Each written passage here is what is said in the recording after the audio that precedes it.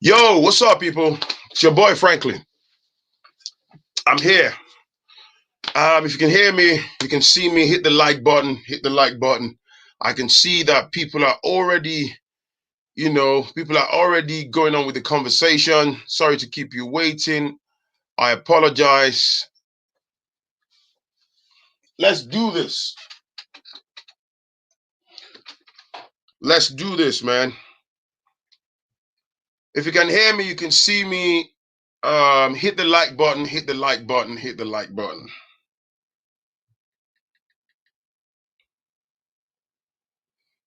It's your boy Phrankleen. Let's talk. Let's talk. Good afternoon, good evening, good morning, wherever you are. So I've got a link. I'm going to post a link. Sorry, I was having a chat with someone, and so I showed up a little bit late. I apologize. Right? Just give me a second, man.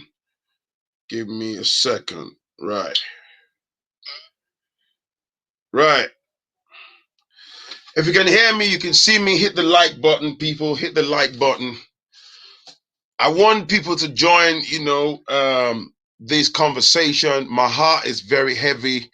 Just a couple of days ago, just to give a quick background because of our brothers and sisters that are, perhaps non-Nigerians, you might be wondering what's going on. So basically, there's an ongoing unrest in Nigeria, and people have had enough. They've had it to the brim with regards to the ill treatment from the police, police brutality and all that stuff.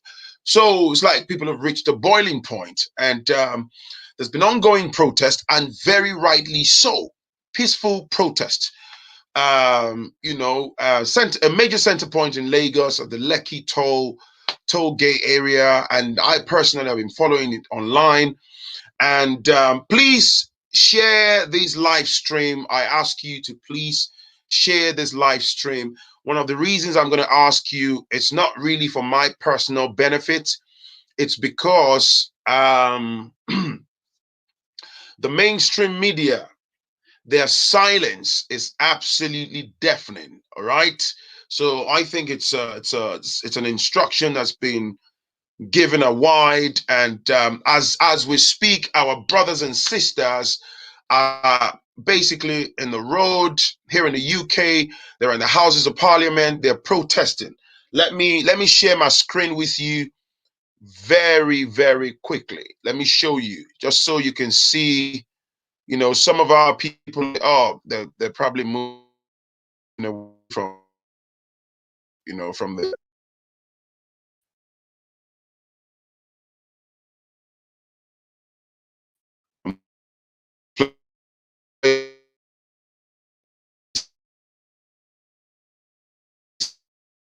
the Nigerians on the road here in the UK. Let me share.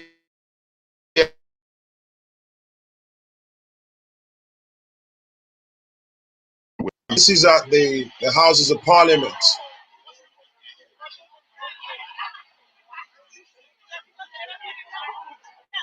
This is at the Houses of Parliament here in the.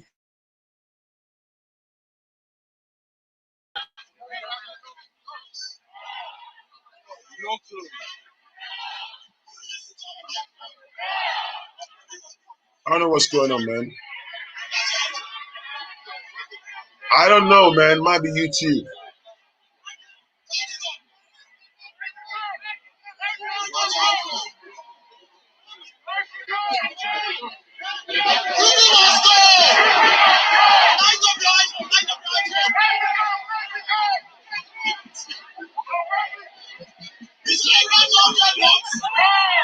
These are Nigerians on the.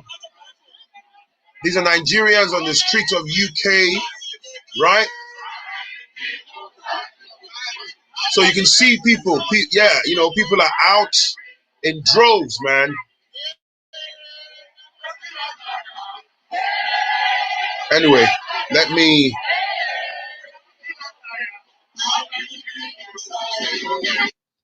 So, right. So, couple of days ago myself, man, I joined the protest in the protest started, was it last Sunday? Started off um I joined the protest at what do you call it now? Um Marble Arch, and then it went off to Nigeria High Commission, and then we went from there to the West New Scotland Yard, from New Scotland Yard to the Westminster Square, and there was a candlelight session afterwards and stuff, and I salute the courage, the solidarity, and even our non-Nigerian brothers and sisters and stuff, but basically. The long and short, as you're probably aware, is now there's heightened tyranny. So last night, last night,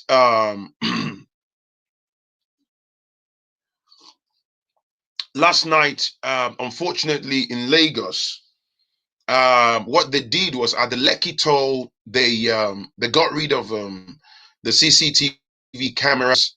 They turned off the light and they basically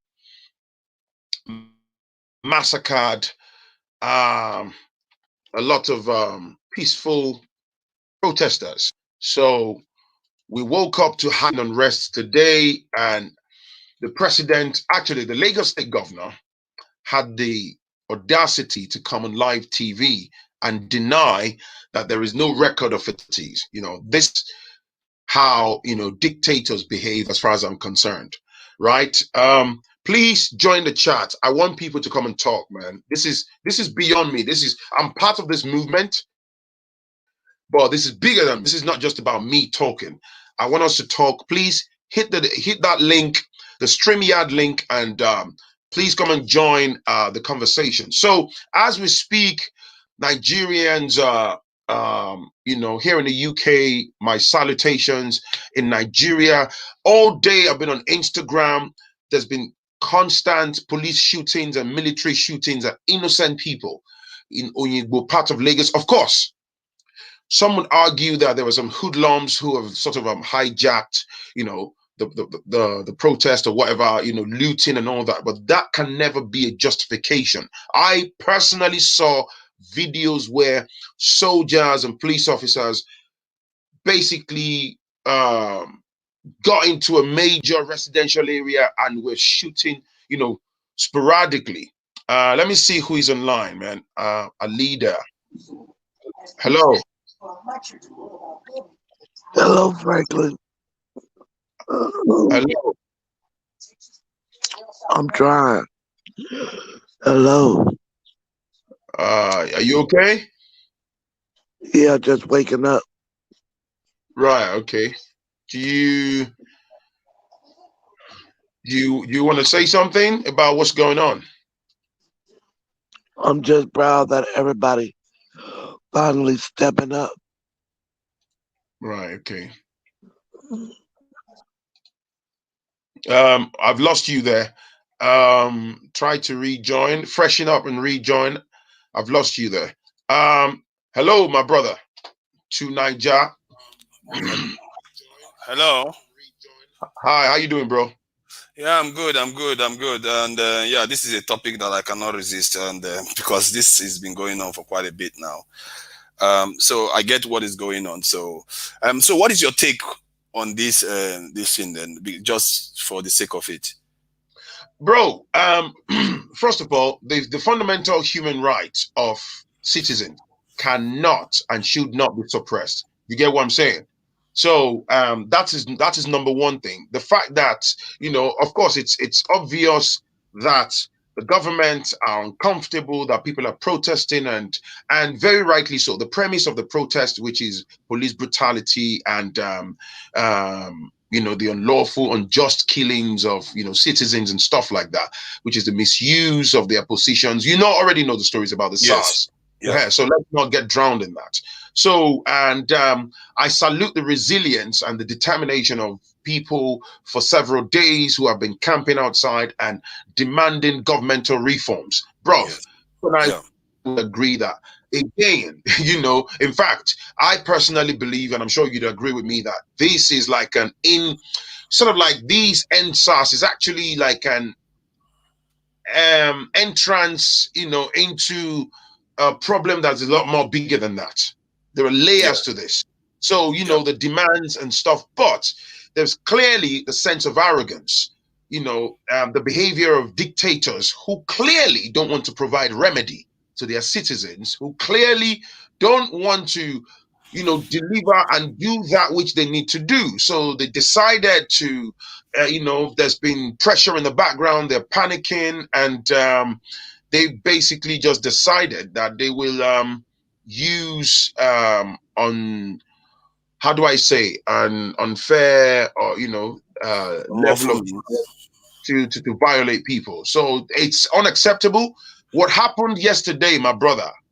Yeah. I believe that the authorities involved should be taken to international criminal courts and they should be tried. I know there'll be a lot of cover-ups and stuff, but bruv, we cannot exist in a society where they will open fire on people who have no weapons, who are posing no threats. Even if you want people to disperse, maybe gentle application of force, maybe water, cannons or something like that, if there was a justifiable reason for such. Does that make sense? Yes, it does make sense. However, the question is, Yes, sir. what do you think the government would have ever done that would have stopped the protest? First of all, right, I think the handling of this by the top man himself, the president, is absolutely shambolic. Let's be honest, bro. It's disgraceful because you see, people are already at like somebody always say to me, there's somebody that works I know, right, I worked in the how do you say, like, the what's this industry, hospitality industry, for donkey years, and this person was saying that, look, existence of a problem is not the actual problem. The handling of the problem is what will make a good difference or a bad one, if that makes sense. So Yes. if the president had been pragmatic, yeah, if they genuinely want to provide remedy, genuinely being the objective word, if the president had come out ASAP and said, right, youths, Nigerians, blah, blah, blah, blah, whatever choice of word, I acknowledge your concerns. The government is genuinely, sorry, we empathize with you, blah, blah, blah, blah, blah. We have taken note of this and this and this. In order for us to be able to disseminate this, blah, blah, blah, blah, blah, please, we need you to do this, align with us, all of your concerns, immediately put people in place, and people can see that, oh, okay, hang on. They're in fact hitting the ground running. Things are falling in place. They are doing something about it. But you and I know the history, right? To me, it's tyranny. It's a dictatorship. They've done nothing. Okay. You see, from what I've seen, everything you said just now, I actually Mhm. saw the Edo State officials gather. Yes, sir. They've appointed judges. They've appointed Mhm. people that are going to investigate all the killings that has happened in the state. They are even going ahead to compensate people that have lost loved ones to SARS, even before the inquiries have ended. They've actually agreed to everything the protesters want in terms of implementing changes. In They've even in in dissolved in, SARS. in Edo State, right? This is in Edo State, and Lagos to the same thing.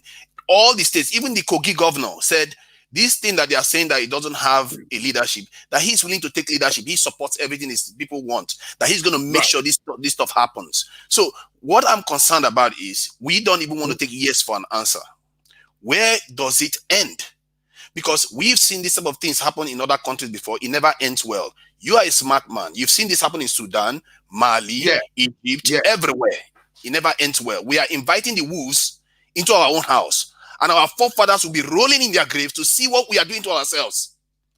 This, we have to hold on to ourselves no matter what. If you invite the wolves in, they are going to come there to enrich themselves. They are not there for you.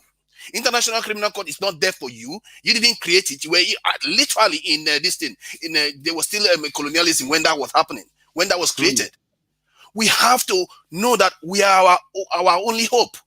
We have to save ourselves here. Because what is going on in Nigeria right now, people are being too emotional without taking into account what actually happens when you do this. We don't have the luxury of being able to destabilize a country without foreign entities taking advantage of it to enrich themselves even further. This is how life works. Bro, I kind of get your point, but I disagree. Okay, let me explain to you. I get where you're coming from. Okay, I'm a reasonable man, but I've got to disagree with you. Reason is, you're saying this right in a society where, let's say, we have established systems in terms of deeply rooted, reliable systems of accountability that's existing, right? Then even let me give you an example. Say, for example, I live here in the UK, yeah? So if they've wronged me, for example, I've got matters in courts in this country, yeah? Until you've exhausted, even though there's staggering evidences of racism and failings against me and my family. I've got matters in the High Court against the state, United Kingdom, as I'm talking to you.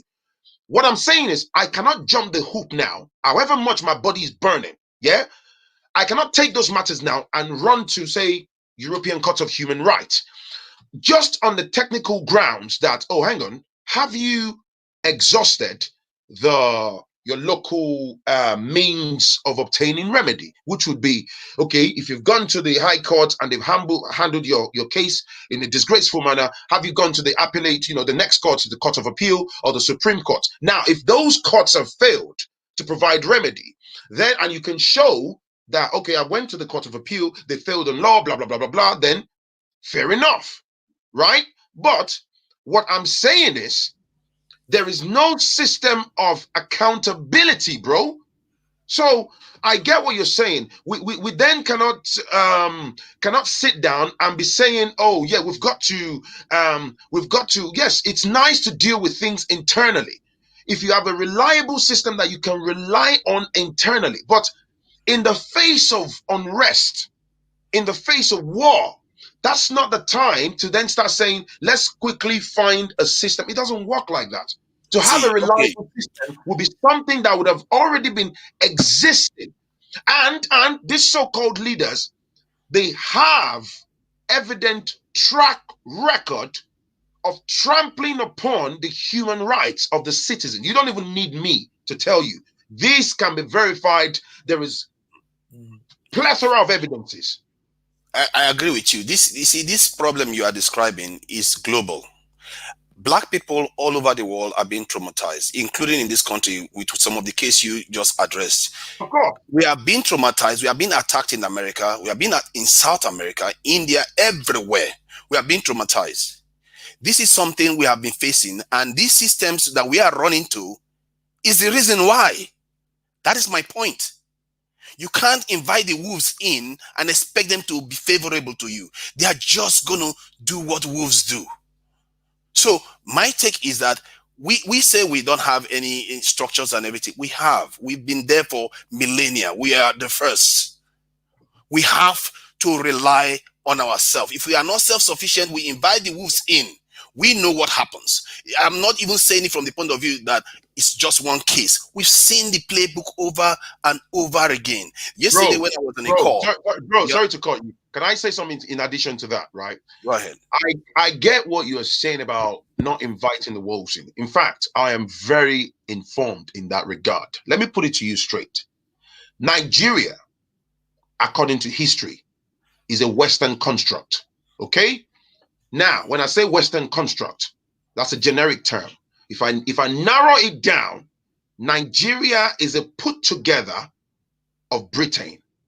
So the problems that we are seeing, the ill treatments, the failure, the disgraceful governmental performances, failure to provide basic amenities and all that, I am thoroughly aware they are deliberate. In fact, it's a Western desire and goal to make sure that Africa as a whole, as a continent, remain impoverished to sustain the Western existence. So what you were saying earlier about not allowing the wolves in, it's a vicious cycle. I'm thoroughly aware of what you're saying, but you see, bro, I agree with you 100%, because if you ask me, I prefer internal forms of remedy. But the problem that we have is we don't even have one. So you are forced to use what you can find, and hopefully you can be on the necks of those people. It's like, look, I showed the video clip earlier, like it's a live stream. Now, as I speak to you now, our brothers and sisters are on the road of London here in the UK in front of the Nigeria High Commission, right? Shouting, clamoring for justice. It's the same thing. It's a reflection of what happened back home. Yeah. Not one or two representatives within the commission or the ambassador or anybody has even stepped out to say, please hear me out, even if they're going to speak through the window from upstairs, to just address the crowd for 60 seconds or for 5 minutes, right? It's the same thing. And all of these people, if you see what they get from the payroll of the taxpayers, which is funded by the taxpayers in Nigeria, it's absolutely eye-watering. So I know what you're saying. Even the fact that we have to be on the road here in the West to be shouting justice, justice for where? For us back in the continent. That in itself is disgraceful. Extremely embarrassing. But then, can we then say, because why? Again, okay, we are in the diaspora. In fact, I can tell you, myself and many other Nigerians, or maybe yourself, we are victims of brain drain. Brain drain, because I've been saying it. I'm the dude. People that watch me know this. I'm the dude that clamor for back home. Because, bro, man, I've lived in the West for donkey years. Big deal. There is more to life than, I don't care if you earn £400-500 a day. The quality of life for a lot of blacks in here, you live in a system here whereby the system is not designed for us. We are being tolerated. I don't care what your bank balance says. And a lot of black folks will share this, right? But the system back home, so it's like what you're saying. If I say I want to take someone to international criminal court, of course, like you say, they're more than likely, they're allies, there'll be handshakes in the background to look for how to bury the case or how to give themselves soft landing. But how do we get internal remedy within our own society back home when we have no reliable system? You tell me, bro. Okay. How we can do that is because this mass movement has already happened right now, and they are making demands, and the demands are being acquiesced to. That's basically the government is saying we are going to do everything you want. Just leave us. Let's go ahead and do it. And they've already started moving on the ground to get all those things done. Then these people that are so energized right now, they should select people among them and win elections. Take over the country from these people and actually claim the destiny of the country. Why? Why not? Bro, you can't select anybody. Let me tell you, even with this, I'll tell you what frustrated the Nigerian government. Let me tell you, my bro. Look, there are so many smart people watching this right now. Even the fact, my favorite part of this movement, Sars movement, do you know what my favorite part is? The fact that the movement was organic. Organic in the sense that you cannot pin it to one person. I know Nigeria is very, very notorious, especially I'm talking those leaders, right? The moment you have 1, 2, 3 faces, they were desperately looking for that. Such and such is the leader, such and such is the poster boy or the poster child or the poster lady. The moment you are the face of the brand, it's one of two things. They will mount pressure to try to give you a bag load of filthy money so that you can cave in and align with them. And if you don't, they will drum up fraudulent charges to displace you so that they can sabotage the movement. So they run back to the drawing board. It's like they are in a blind panic. They cannot pin the movement to one person, which I like. I agree with that point. I agree with the point that it is organic, but in the end, these people have to make changes on the ground. If you want to make changes on the ground, you have to be the change yourself, because you can't keep saying these people that are traitors to us, that have been maltreating us for decades, traumatizing us, bringing all these crazy SARS into existence, police brutality, should keep on running the system while we hang behind and just protest. We have to take control of our own destiny. Sooner or later, somebody has to say enough. These colonial mentality leaders that we have, they need to go. We need to take over our own country and set good examples for other African countries to follow. That is what I'm saying. Because soon we can't be crying to the wolves. It's like somebody set fire to your house and you go to them to come and punish your husband for being incompetent. They are the ones that, these reasons why this is happening is because of them in the first place. How can we be so infantile? The Chinese, the Indians will be looking at us and they will be laughing.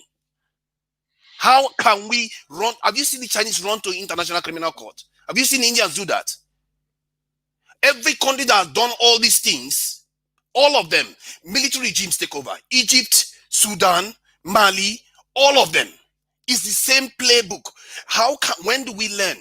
When our forefathers will be crying. When are we going to learn? We have all the tools. We are men. We have the wealth. We have everything. Let's just change our mindset and start fixing ourselves. Not expecting other people to do it for us because they will not. Bro, we have to do it ourselves. That's how the world works. Bro, let me what you're saying, maybe perhaps in the not so distant future, people can start to sit down and see what we can do internally. That's a separate conversation.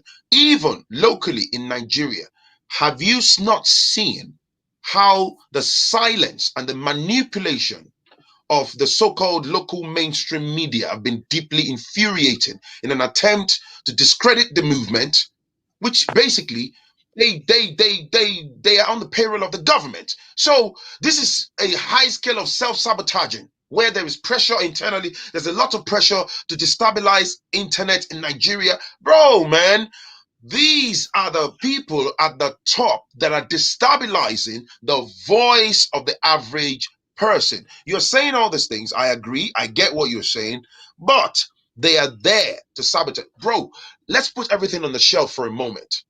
Look at what happened last night. It was premeditated, right? These people are so arrogant, unbelievably arrogant. They disconnected the CCTV cameras. They cut the lights off. Somebody, there's a human being like you and I. The orders, the drip fed, the orders from above to the people below, cut the light off, engage the guns, right? And take out human lives. Bro, that tells you everything you need to know about the current government. Okay, qualify that with one thing. Qualify that with one thing. You don't know who is giving the orders. This is the point. You don't know who is giving the orders. Because if you look at, all you can see. I don't need to know. Okay. I don't need to know. How do you explain Sudan? How do you explain Libya? How do you explain Mali? How do you explain all these African countries? And this same thing is happening in many African countries right now. There is a battle coming to the African continent right now. There is a competition to control the African continent, and we're just handing it to them the way our forefathers did. Bro, let me bring someone else in, bro. Sorry, I can bring you back on. Let me bring someone else in, all right? That's fine. Yeah. Thank you, bro. Thank you, man. Thank God. First of all, thank you for taking him out. Thank you. God, where is this camera? Common sense will never. Thank you for taking him out. What? How can you be so incensed? First of all, thank you. Good day. First of all, good day. Long time, good day. Thank you for protesting in London. We have done our fair share of protesting. In Canada doesn't know we are common sense sisters. Yes. We went for our own live protest on Sunday, and we documented everything and posted it on our YouTube channel, Common Sense Sister. And I saw what you were covering. I think you released the video. I think like a few days ago about your own movement. Hey, please, yesterday night we did not sleep. We were watching the live killing of our own people, our own people. DJ Switch's life. How can Nigerian youths on camera trying to perform surgery using knives? Ambulances are trying to get there. Ambulances are trying to get there. You are turning the ambulances back. And also, a young Nigerian soldier spoke up against this act, advising his fellow soldiers that don't do this. He has been arrested. You know that the Nigerian military army have arrested him. He has been arrested. Silenced him. So nobody should come here and say anything. Don't talk about wolves. What wolves are you part of the wolves? What wolves? Do you have their phone number? What do you mean? When was the last time you tweeted? Previous caller. When was the last time you tweeted? Talking about where were you? Where were you? How many? You block your face online and you're saying people getting emotional. You don't know anybody that has been killed. That's why you're talking like that. Exactly. Tell that. How will you tell that to my friends, brothers, who are there volunteering live? Lawyers. How dare you? Standing in front of the protest ground. How do you explain that the comment? Go and tell Chijoke's parents that they are being too emotional. Exactly. Go and tell people that have been harmed by SARS that they are being emotional. Cannot say people that are dying on the streets of Nigeria right now. Even when the Lagos State government is lying on TV, saying that there were no fatality. Did you also see the young politician that was shooting and yet the youth did not say they did not kill him? He killed 3 people. Can I say something, right? Sorry to cut you. I'll let you carry on now. So the guy, the Lagos State governor that said there were no recorded fatalities, right? Check it out, right? Look at it this way. This is what I say. He's clearly a puppet, controlled He's a part of it. from above. So the truth is, he cannot. Okay, this is why I keep using the word. People need to, of course, when you watch that, it's infuriating. It gets you angry. Like, what? This guy said there were no recorded, even the senior army general came into the public domain today and said, oh, it wasn't the army that was shooting last night. They would say that. They are literally, because you know why? Of course, coming on TV and saying, oh, yeah, it was the army last night that shot at the protesters and took their lives, blah, blah, blah, blah. That's giving you evidence in black and white straight on the plate, right? So at the same time, they're trying to insult our intelligence, collective intelligence. So I sat there, I watched it, but it's also important for us to know how to channel our anger. People are furious, but look at the bigger picture though. Nigeria, like I was saying earlier to the gentleman that left the call earlier, Nigeria is a Western construct, okay? In fact, when you look at it now, based on what I know now, the whole, oh, we got independence in 1960, blah, blah, blah, blah, everybody is angry. It was an illusion. There is a treaty, right? It's like, say, if you become the president tomorrow, right? You're a regular person. Let's say, I'm talking hypothetically now. When you get behind the desk, then you realize what you've stepped into. So basically, the system is actually designed to make you function as a puppet. Basically, you're going into that office without powers because the dark hands that actually control Nigeria, they exist in the West. They are in the background. Does that make sense? So there is the issue of tribalism. The president, he has his playground to do all his own, personal agenda and whatever, right? But the actual affairs of running the country, have you stopped to ask yourself, is it absolutely impossible to generate 24/7 electricity? No, it's not. Absolutely not impossible, Phrankleen. And we do. Nigeria is actually one of the prime African countries in the African continent that the West relies upon for the cycle of brain drain. Do you not know? Yeah, we know. Phrankleen, you're right. When it comes to traveling abroad. You're right. You are right in your strength. It's everything absolutely important for them to make sure that our system remains on its knees, that the whole thing is debilitated because, bro, it's human nature, right? Oh, the roads are not working. This is not working. The health system is shambolic. This is blah, blah, blah. You know what? I'm going to Canada. Boom. I'm going to the US. Boom. I'm going to the UK.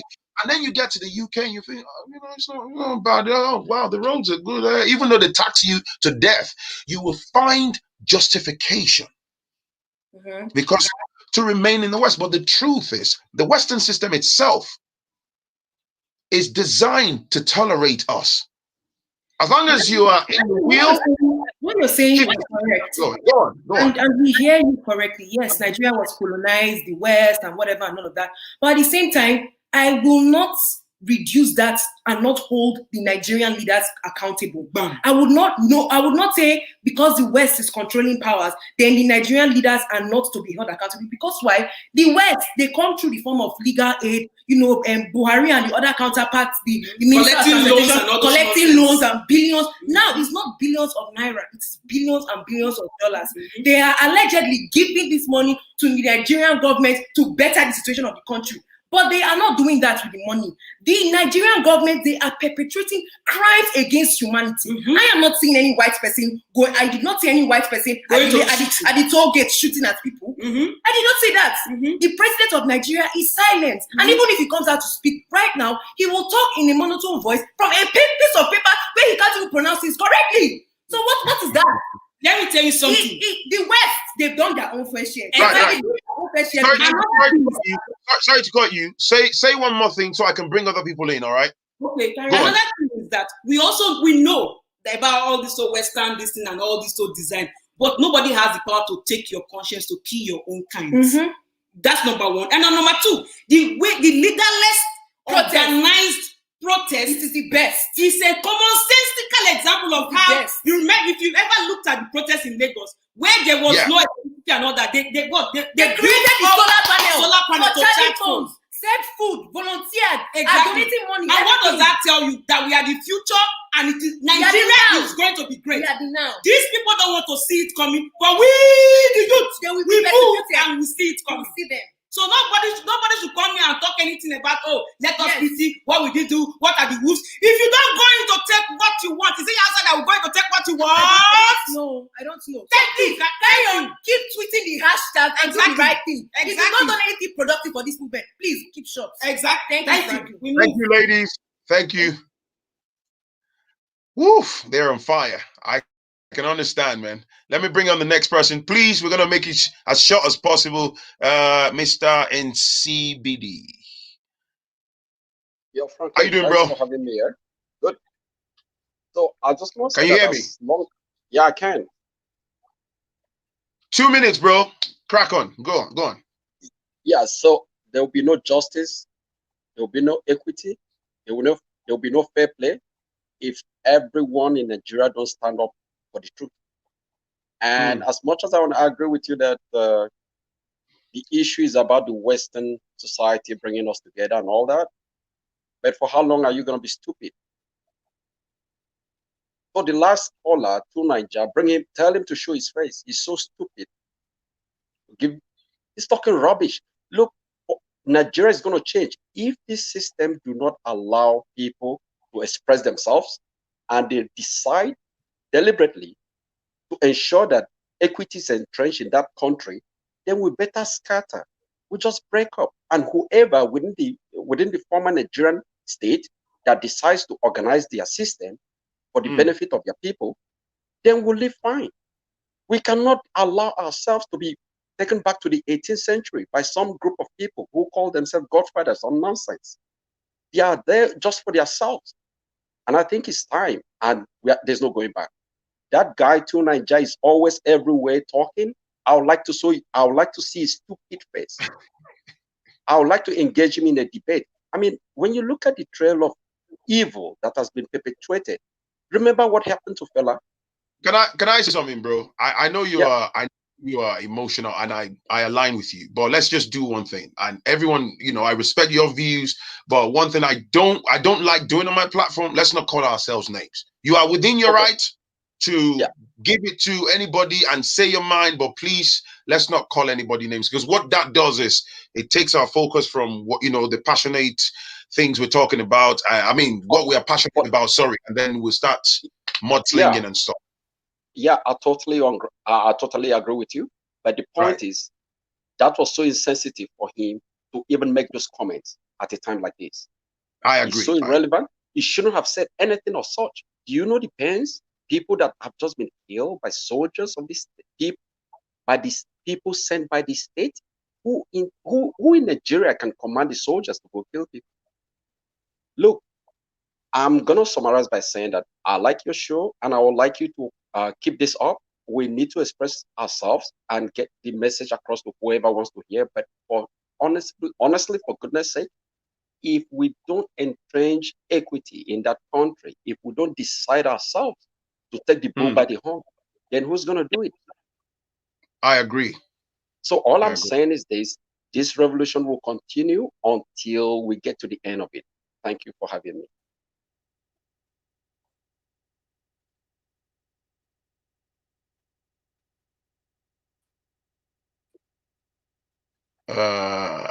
Right. Let me thank you. Let me bring on the next person. Hello, Abolale. Hi, Phrankleen. Are you How there? you doing? I'm here. I'm all Can right. you You hear got me? 2 minutes. Your time's out now. Loud and clear. Okay, no problem. I just want to say thank you for having me. I really appreciate it. This I don't know the caller like the other people have said. It is so ridiculous. I got home yesterday from working for 14 hours, saving lives in America, and to get home seeing my people murdered. It is ridiculous. It is ridiculous. There's no a murder that will see this massacre going on that is not gonna cry. Yeah. It is insensitive. First of all, Buhari didn't come out to address his people. The negligence of the Nigerian government is ridiculous. You know, what these people are asking for is simple. It is very simple. All they want is for you to end police brutality. People are not stupid. The youth are not stupid anymore. You can't just say, oh, we have end SARS, and then you're going to bring a SWAT. That is just a slap in the face to Nigerian youth. And then you tend not to even address their callings. You ignore them. Then you turn around and just kill a numbers of this youth. We need to, wherever we are, wherever Nigerians are, we need to start speaking up to the power. We need to start speaking up to the power because nobody will do it for us. We need to get together. We need to start saying something. It is ridiculous what is going on in Nigeria right now. It is ridiculous. Absolutely. I agree with you, man. I agree. Thank you. Do you want to say something else? Yeah, thank you so much. We will not give up. We will continue fighting. Please, guys, whoever donate, whoever you have to do, please to help these people in Nigeria. And thank you so much. One Nigeria. Thank you, my sister. Thank you. Right. Ifadare. Hello. Hello.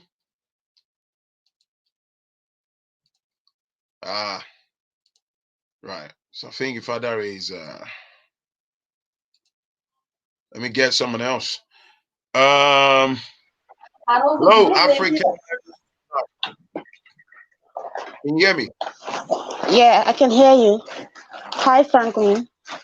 I'm all right, thanks. You got 2 minutes. So what do you think about what's going on, the unrest, the tyrannical killings of innocent people in Nigeria, and the ill treatment of the citizens? What's your take on things?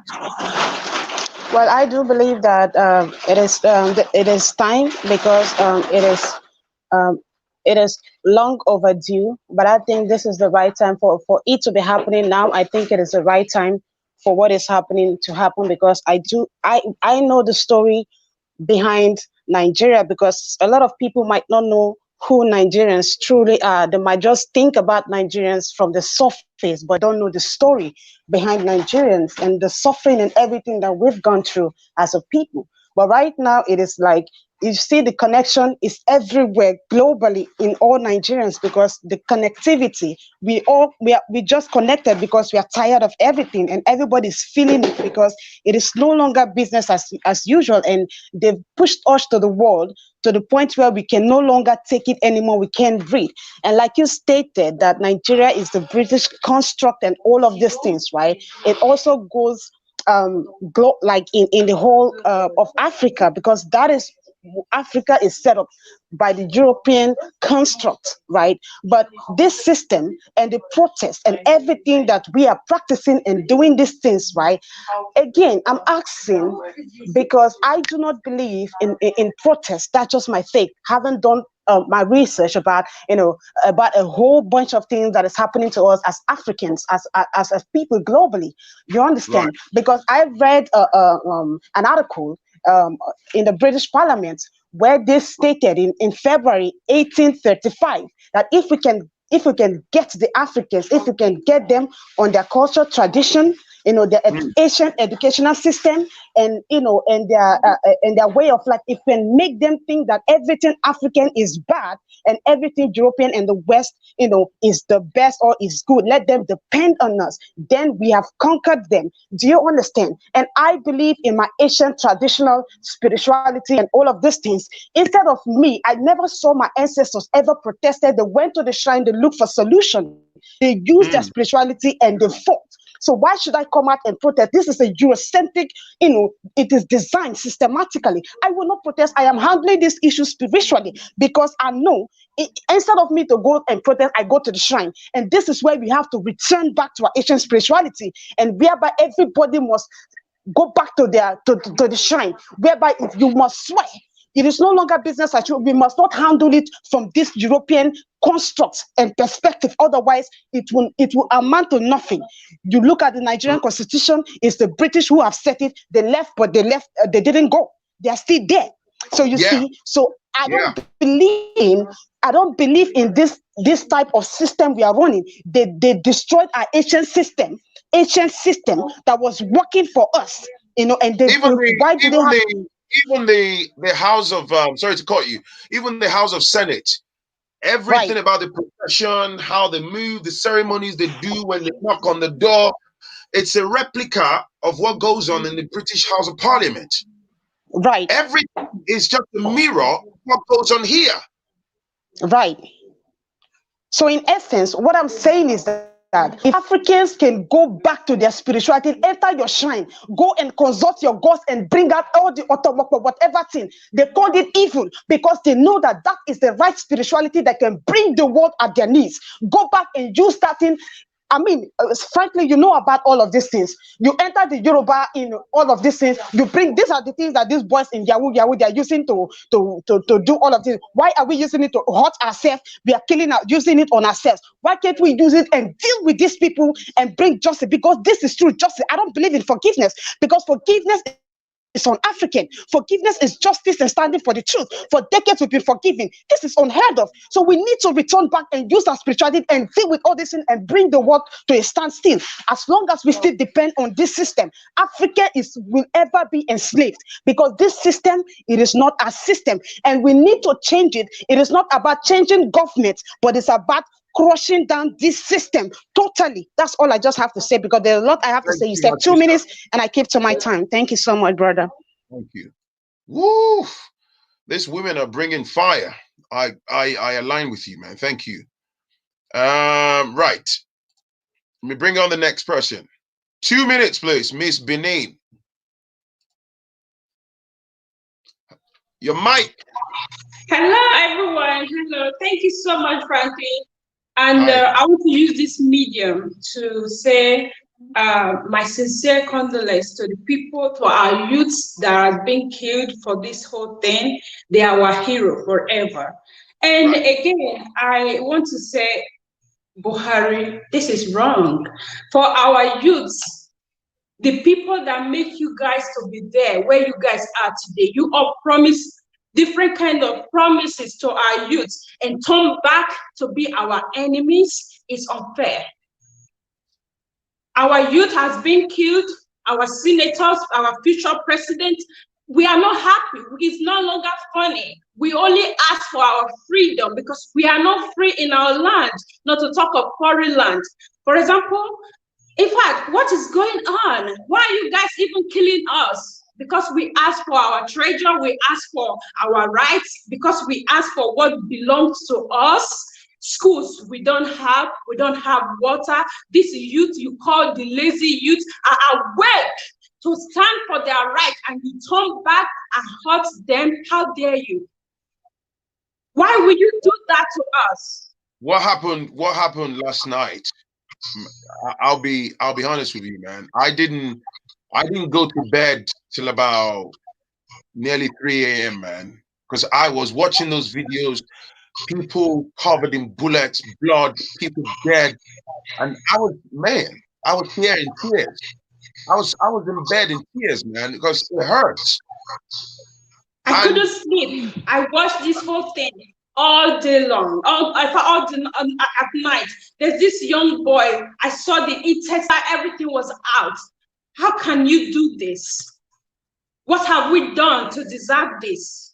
You say you are here for change, and now you turn back against us. You did not even say anything about this whole thing that is going on. Your children are not in Nigeria. Our schools are not good. The youth are not, they don't have work, and you call us the lazy youth. We are we are here to take back our belongings. These are your children. These are your family. Look at our children. Look at our youth. These are the futures of Nigeria. This is our school. We ask for our better life, and you turn back and hurt us. These are your children. Buhari, is this fair? Is this fair, Buhari, what you are doing to our brothers back home? Is this fair? And again, I don't know what to say. I'm just so out of it, because what is going on right now in Nigeria is so powerful. It's like we don't have president, we don't have leader in Nigeria. Our mothers are crying, our boys are crying. In fact, there's blood of innocent all the way along Nigeria right now. One thing, are sleeping. Sorry to cut you. I empathize with you and I feel your pain. But my point today is I need people to see this differently. All of these things are deliberate to keep the Nigerian citizens down for the Western benefit. It's deliberate. That's all I'm trying to emphasize. Policeman, okay. Can you imagine paying policeman for 50,000 every month? And you and I know that they don't receive that money every month. Then they are still paying them 50,000. Bag of rice, as me and you are speaking right now, is 40,000 naira. The poor masses are hungry. Everybody is on the streets, and when they do bad things, you call them lazy because they don't have work. No work. The graduates are outside there looking for work. So, some people that have the opportunity to see someone that will help them to maybe do something good for themselves, and you turn around, you hurt them, you hurt these innocent people, you call them names, you call them lazy, you call them armed robbers, you call them sorts of name. Why are you doing this? Your children have never worked for their lives. They are living on Nigerian source. We, the Nigerian masses, we don't have anything good from the Nigerians. The government are not doing us any good. Please, youth, this is eye-opener. There's no more votes. There's no more votes. These people are too old to lead us. They have to leave now. They have to leave now. It's time for the youth to rise. It's time for the youth to choose the people they want. It's time for the youth to voice out. And you are killing them because they say the truth. You are killing them because they want the betterment of Nigeria. And I just want to say, shame on you, the soldiers and the police. We are all in this fight together. And you turn around. Unfortunately, the soldiers, it's an entrapment for them. I'm not going to say all the soldiers are bad, right? But the way the system is structured, they basically take orders from above. They have to follow those orders. Even if it's clearly, if they say no, they get killed too. But anyway, thank you. Let me bring on the next person. Thank you. All right. Thank you so much. Thank you. Right. Truth Matters. What's up, bro? Your mic. Okay. Sorry. How you doing? I'm all right. You said, that True Nigeria guy, I don't know how old is it. I grew up in Ibadan. If you grew up in Ibadan, you will remember what Babangida did to us in 1993. Before, you know, we fight this for 3 months. That we stand still, nobody goes anywhere. That every day we have to go to the highway. This is the way. You see, the northern, I'm not a tribalist, but the northern part of Nigeria, they have agenda. They want to eliminate us. But there's no going back. We will take harm and fight back. I already told my family, I will go to Nigeria when it started. I'm very emotional since yesterday. I can't even go to anywhere today. I'm supposed to go to work. My heart is beating, my brother. I can't even sleep because there is a video one guy was showing. If you see dead body, if you see the dead body, the video's on YouTube. Yeah, I saw them, man. I saw them. Yeah, but the problem is, how can somebody come? This true Nigeria yesterday when they were killing people in Nigeria on Venture Grace, I was arguing with him. I said, listen, you don't know what you're talking about. I was texting. He told me, oh, I should tell you what Buhari did. I'm like, you know what? You're a sellout. You want me to tell you what Buhari did? It's obvious, Buhari. Bro, don't worry about the brother, man. Yeah. You speak your truth. Let's move on. Don't worry about him. You see what's going on? You see what's going on in Nigeria is these people rule us along the tribal line. And enough is enough. Because the Fulani think they are the only one. I do a lot of business to Nigeria. When you ship container, I live in Canada. When you ship, I ship cars. When you ship container from here, my brother, when you go to Nigeria, it's a bad business. This Fulani, they are the one in custom. They can steal, they corrupt more than anybody. In front of me last year like this, my last container I shipped to Nigeria, 40-feet container. I have 4 cars in it. I have tomatoes from Costco, full of tomatoes, and they're stealing it. Oh, I will see something to do salad when they were doing inspection in front of me like this. And there's another container beside my container. The guy, small boy, the guy is like 25 years old, Igbo boy, coming from Hong Kong. The container is full of cars and bike. The lady that lead the inspection or what they call it, of the custom, she just took like 2 bicycles out of the container.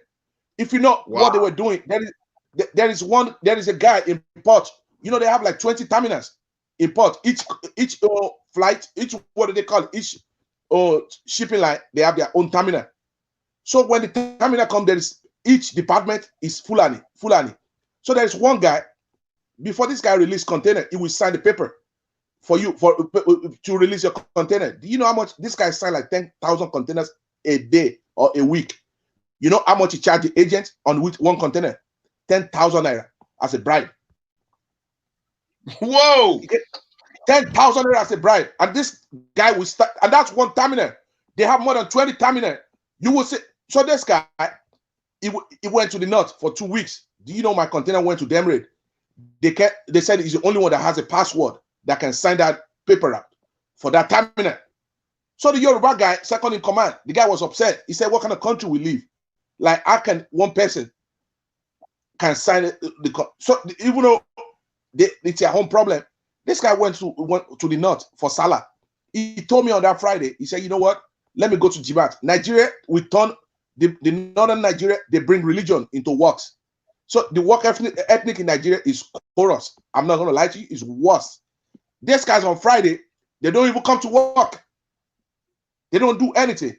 The bottom line is, my brother, every Nigerian in the West, it's not about talking. We need to ready to take harm. Because before we come back to Nigeria, the Yoruba or Yibo land will become Hausa because these people are ready to eliminate us. What happened here is uncomfort. This is heartbroken. Because when you look at it, these people, they have no harm, they have nothing. You tell me what's their offense because they're protesting for their right. These kids are not, what do they call it? They are educated people, but they have no jobs, nothing. Not everybody's going to have an opportunity to run out of Nigeria. And they were there fighting. But this Buhari is not doing anything. When they protest in the north, how come you can't order the army to go and shoot them? No, he never did. But all the time, Babangida did the same thing. Abacha did the same thing. So it's like they mean business because they thought they own Nigeria, but they don't. So this time around, everybody's going to hear it. We don't need international community. We're going to fight our own battle by ourselves. We're going to fight by ourselves, and we're going to chase them out. Thank you, bro. Thank you, man. I appreciate you, man. Salute, man. Thank you. Kaizo. Hello, how are you doing? I'm all right, bro. 2 minutes. Let's go. What do you Okay, think? so yeah, I'm just gonna go and ruffle some feathers out here. Everyone's gonna hate me, but it's okay. So basically, I mean, I see what everyone's saying, like Nigeria, same things happening in places like Congo. But the problem here, what we need to be careful here is what happens when you actually remove these people. Do we have a plan of who we're going to replace them with? Because if you just replace them with other politicians, even if they speak the truth, as in they say what you want to hear, the problem with this issue is a lot of these politicians are exactly that, politicians. They're there to make power, to get to make money, etc. So if unless we replace them with young people, and by young people I mean actually people under 35, right? Unless we replace them with actually young people and just strip it completely, rewrite the system. And I don't mean because a lot of people here are saying about the British common law. There's nothing wrong with the British common law if it's done properly, except for the weird wearing wigs and that makes no sense. We don't need to emulating them. We gotta create a system that takes into account the different tribes that exist in Africa, so like in Nigeria, takes into account. No. It's not really about the British common law, bro. It's there is the British treaty with Nigeria, right? That's been established, is deeply rooted, bro. You know, yeah. The primary focus in Africa, I repeat, is, and this is even beyond the coast of Nigeria.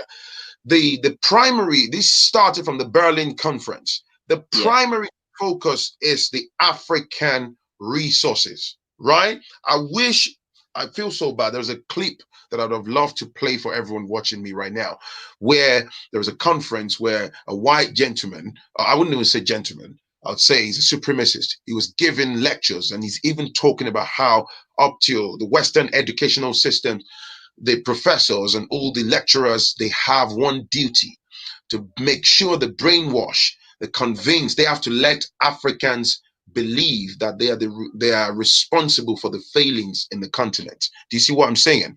So right. They were analyzing about how manufacturing in Africa has gone down the drain and stuff. Now, don't get me wrong. Some people tend to misconstrue when I say this. I am not saying there isn't an exact amount of blame that you can throw in the direction of the African leaders and stuff, but there is one fact. I wouldn't even waste my energy.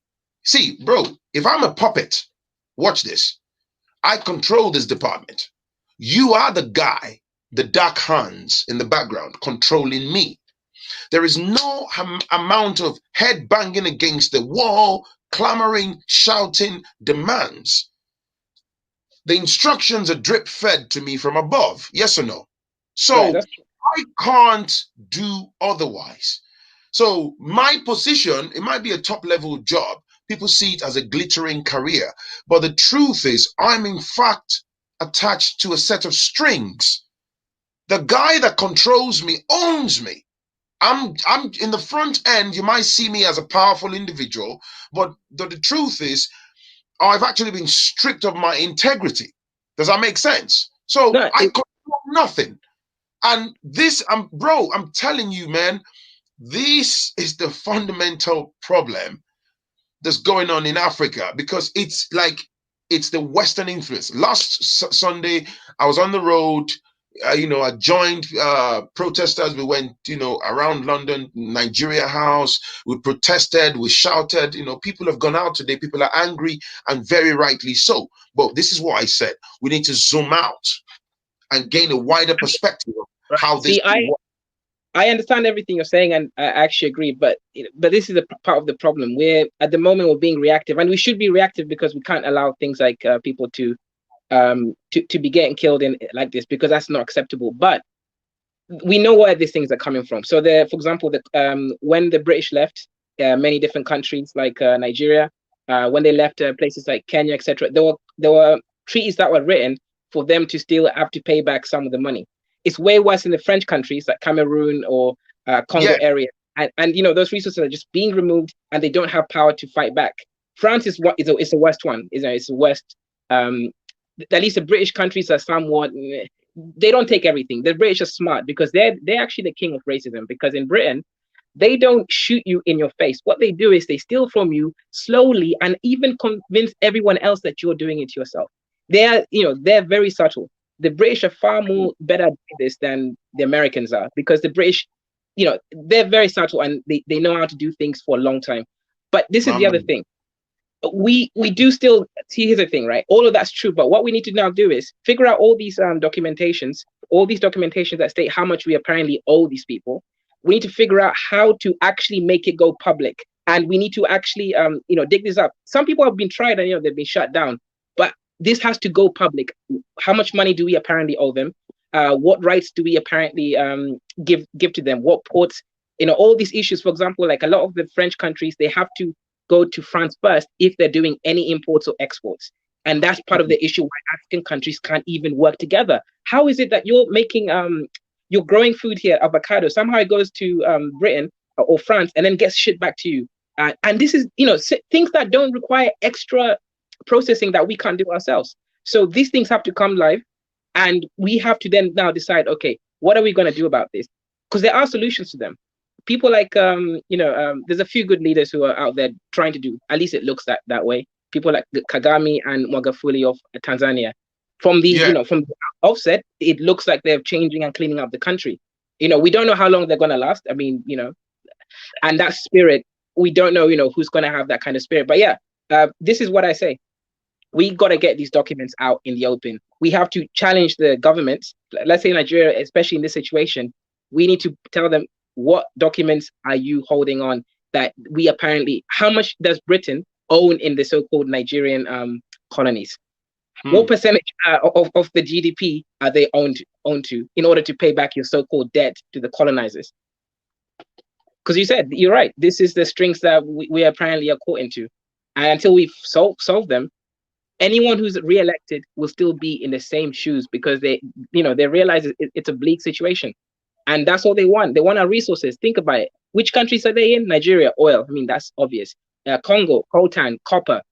Any country where there's any significant amount of resources, that's when these guys are holding on stronger than, than steel. All of the iPhones, the latest devices, the iPhones, the Samsung, the PlayStations, all of our laptops, and with all the chips in them, the latest iPhone 12, whatever. All the material that they use in manufacturing. Now, manufacturing being the objective word, all the resources, natural resources, everything is from Africa. Right. So it's like I'm even looking at like the Nigeria. It's scary, bro. Like, look at what's going on with Nigeria, the turmoil, the citizens being violated and all that. I'm looking at that on this scale. I think if Africa comes together, right, to say enough is enough, want to protect our resources. I think this Western country, particularly maybe United States, Britain, or maybe China, they will farm. They might turn around to want to physically invade and start a world war. Because the moment we try to shut the gates, they're going to become, God knows, a seventh world country. They will collapse. Yeah. That's the thing. And they will come heavy. And what they'll do is they do what they've always done. They control the mass media. They're going to start selling out certain stories about all these leaders. And of course, they manipulate people. Think about it, right? I've been to the UK. A lot of these people are so ignorant. They literally think that in Africa, there are no cars. You think that this is a joke.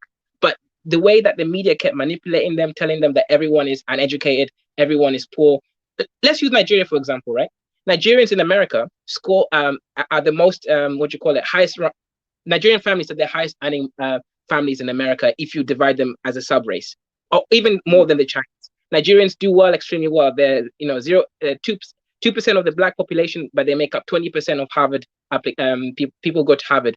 But what you see is the Yahoo boys they say, oh, Nigerians are scammers, Nigerians are this double media thing where they only project certain narratives. That's how people's mindsets are being controlled. So that's something that, like your channel is going to have to continue to basically put out there is the truth, because that's how they fight us, mass media control. What they do is they look for an excuse so that they can go and invade. For example, like in Ethiopia, when the Italians wanted to go and invade, they had to go find, oh, well, you see, they first came to attack us, or this, or we're protecting our interests. And their people believe this. They eat this up. They scoff it up. because of the all I can say is, Phrankleen, man, keep doing what you're doing. This is a media channel that spreads out the truth. And that's it. Just keep, yeah. Thank you, my brother, man. I appreciate you guys. Thank you. Right. 2 minutes. I know I let Kaiser carry on for a bit, man, but I love the brother. I love his mindset. I love his state of mind, man. OB. Yeah. Hi, Phrankleen. I'm all right, bro. 2 minutes. What do you think? Talk to me. Yeah, I'm actually calling from Nigeria, and believe me, yesterday was the first time in 5 years that I actually cried. Believe me. I've heard a lot of what people are saying about the West and all. I believe that it's true, but I don't understand how a country can be this inhumane. Yes, the West are like whatever they do, I don't like them. I don't like them. But there is no superpower in the world, whether it's in the East, in Russia or China or US or the British people that are good. They don't want the development of Africa. But as a country, when even from the start, the leaders have already divided the country along ethnic and racial lines, is never going to move forward. Nigeria has a northern, the northern population is about 65% of the population, and the north has about 83% of the land mass.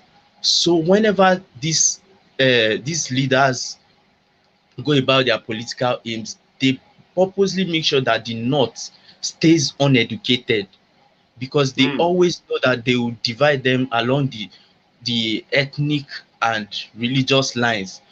There are a lot of people in the north that are for this, like SARS. They said it was the SARS movement that wanted to stop. There are a lot of people that were being sponsored, and they are telling them that it's people that want to spoil their culture, that are against this end police brutality thing, that is just there, that is people in the east and the western part of the Nigeria, the southern part, that they just want to spoil their culture, they want to spoil Islam and all those kind of things. And believe me, it's just beyond maybe going out on the streets and all that. Nigeria needs an intellectual revolution, and we need to you can say, I heard Kaizo talking about us putting maybe removing leaders, and maybe you fear that a next person that comes in might be worse. What we need to put is a system where even if the worst person can come in, he can be able to leave. That's actually my point. Thank you, my brother. I appreciate you, man. Right. Thank you, OB. Right. The next person, Majid. Majid.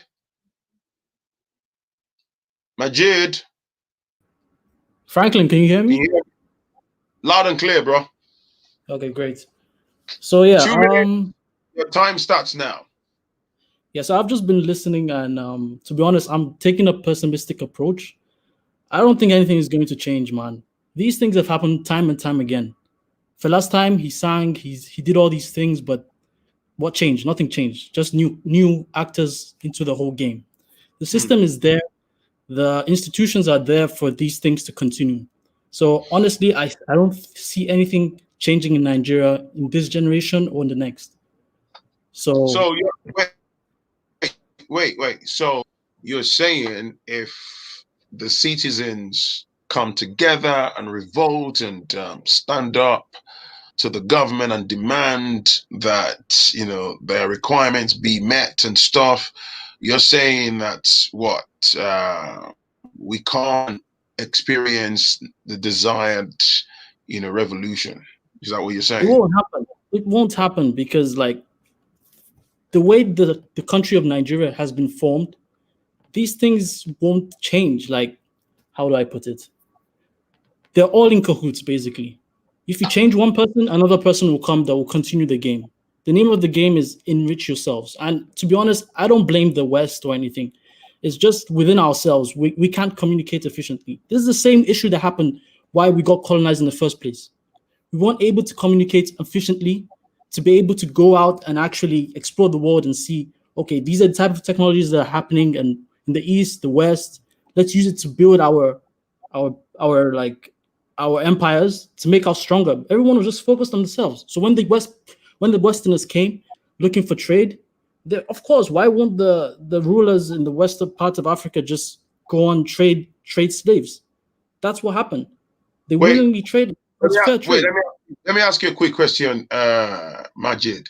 So you're thinking that it's actually possible for, say, our leaders, if they so wish to, that they could right now desire to just start behaving properly and turn the country around for good, and things just go. Like, if they wanted to, they could do it.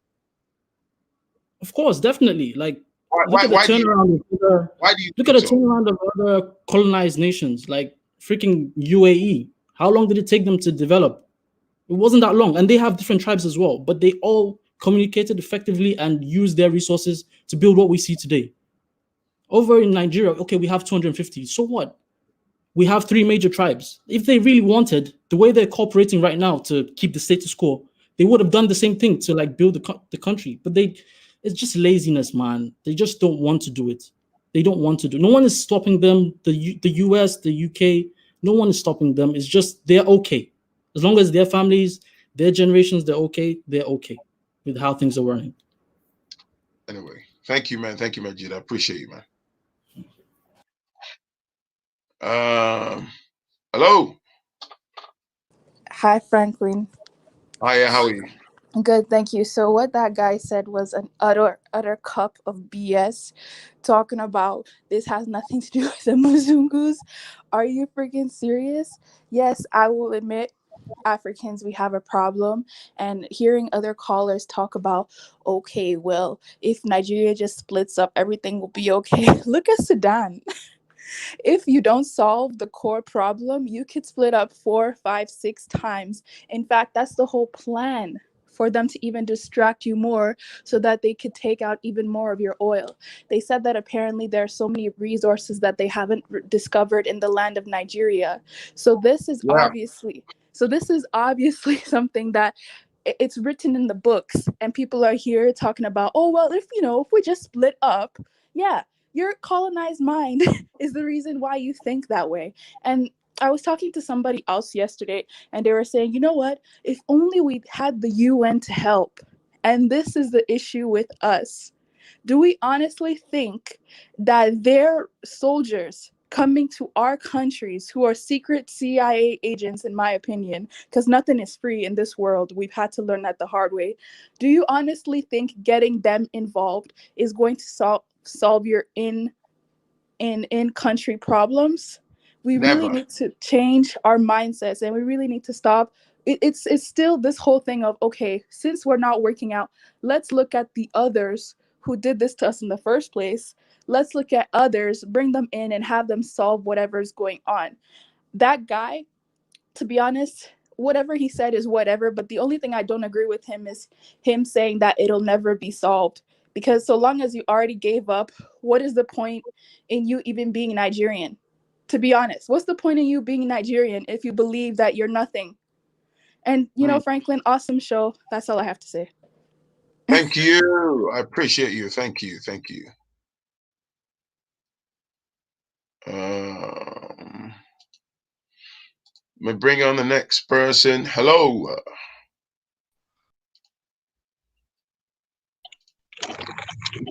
Hey, Phrankleen, how are you? I'm all right, thank you. So I just have a few things to mention. I seeing those videos last night really shook me to my core.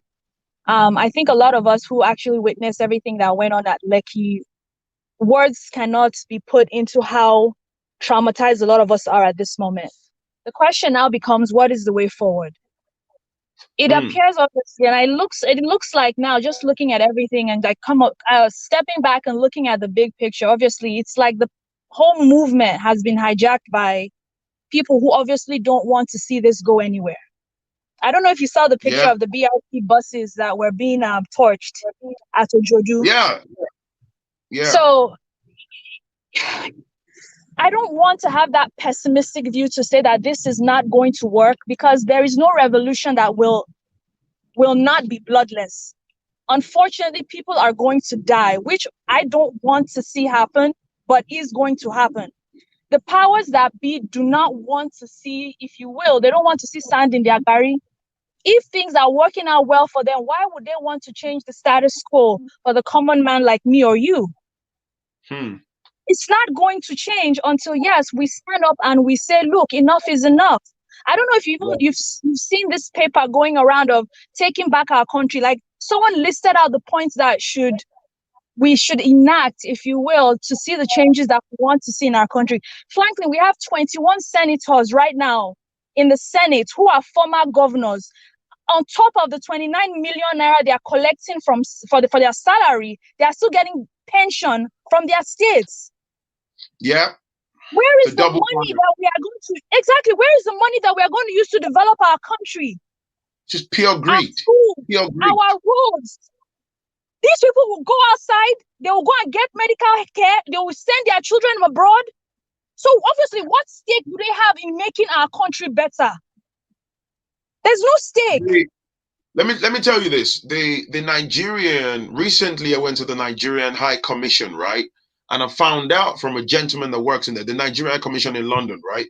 And I found out that the diplomats, the consulars and all these diplomats that work in there, especially when they bring them from back home, fam, they don't pay any rents, mortgage, no bills here. They live for free. The benefits are endless. They don't pay for electric, gas, nothing. All of these are funded by the taxpayers that are oppressed back home. They have their diplomatic cars, diplomatic protection, immunity, the cars, the paychecks, and they also get benefits back home. It's sad. It's sad. And I guess I shouldn't use the word fortunate. My dad actually retired as a general in the Nigerian Air Force. So looking at it, I guess you can say from military eyes, you can understand. For me personally, because looking at what happened, because I was asking my dad, I'm like, why would the military go to this length? I guess what you hit the nail right on the head. They don't answer to me or to you, they answer to the person sitting at the top. So if you're not telling that person that, you are not supposed to obey, that's going to be another set of issues. It's going to be another set of issues. So you know what? I think at the end of the day, maybe we should just step back, re-strategize, and come again. Because now they are going to now start claiming that this movement is it's all violence. They are looting shops now. They are burning down buses and things like that. Of course. So of course, we need to keep our eye on the prize. Revolutions are not bloodless. Guess what? People are going to die. As much as we don't want to see it, it's going to happen. Thank you, Phrankleen. Thank you. I appreciate you. Thank you. Jerry. Oh, my guy. Thank you very much. I just want to say, it's unfortunate what happened in Lagos, condolences. You got 2 minutes, bro. Sorry? I said you've got 2 minutes. Yeah, so I agree with what everybody has said, but Majid made a very good point. Our orientation needs to change. And I think what is said there, from my perspective, is in order for us to move forward, we need to change our orientation. I believe that if the Nigerian government wants to do something, trust me, frankly, with the way they actually went into that toll gate, massacred, let's not just say it was a killing, that was a genocide. Did you see the pictures? That was a genocide. Not even genocide itself could explain what happened. If they want to do something with that pace that they did, they would do it immediately. But the reason why they're not, because they've enjoyed privilege so much, they think that privilege amounts to right. They feel like it's their right now, you know, to loot the system, to oppress people. They think it's their right. And I think that is very wrong. The moment you do that to people, you know, everything else, it's a terrible situation. And I think people needs to wake up. We need to change our orientation. And I think one of the reasons when people say,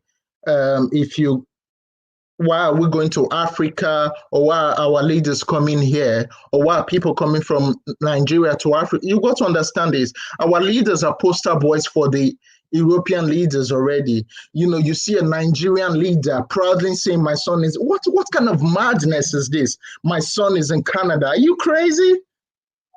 You know, our mindset needs to change. The moment we change that mindset, the moment our youth know, and I agree with what that lady said. I know you're out of time. I agree with what that lady said. The moment we Nigerians have it at the back of our mind that there is no revolution without blood, we will succeed. The moment we know we are ready to die, and frankly, I'm going to say it here, it might cost the blood of my younger ones. It might cost my blood for that to move forward. But the moment we agree that that is it, then we're going to move forward.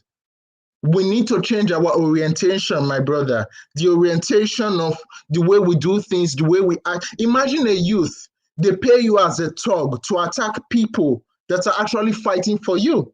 I don't care about colonialism anymore. The reason why I say I don't care, I know they've been exploiting us, but we are aware they've been exploiting us for so long, but we also allowed it to continue.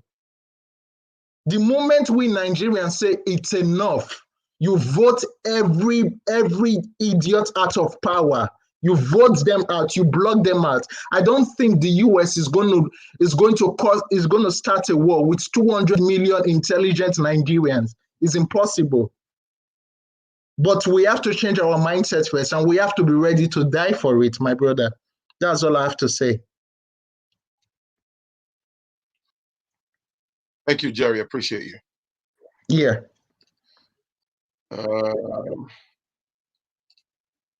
Hello, next person. Hello. Hello. Good evening, Phrankleen. Can you hear me? 2 minutes, please. Okay. Yes. I've been listening to this show since the show kickoff, but what I've been hearing is that everyone has been it's like a blame game. If you look at the Nigeria situation, is that they're playing games. How do you mean? I mean blame games. Oh, blame games. Okay. Yeah. Yes. Right. So what do you think? You just tell me what you think. Go on. What I think is that average Nigeria hates accountability. They don't want to give account of whatever they do. They want everything for free. They don't. Most of us don't pay tax. We don't do what is right. The local lead.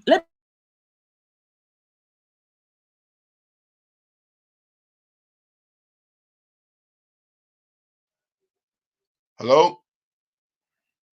How many Nigerians in their own community, in their own local government, that they should go, like, ask their local leader, this money, how are you guys managing this money that was sent to the state or the local government?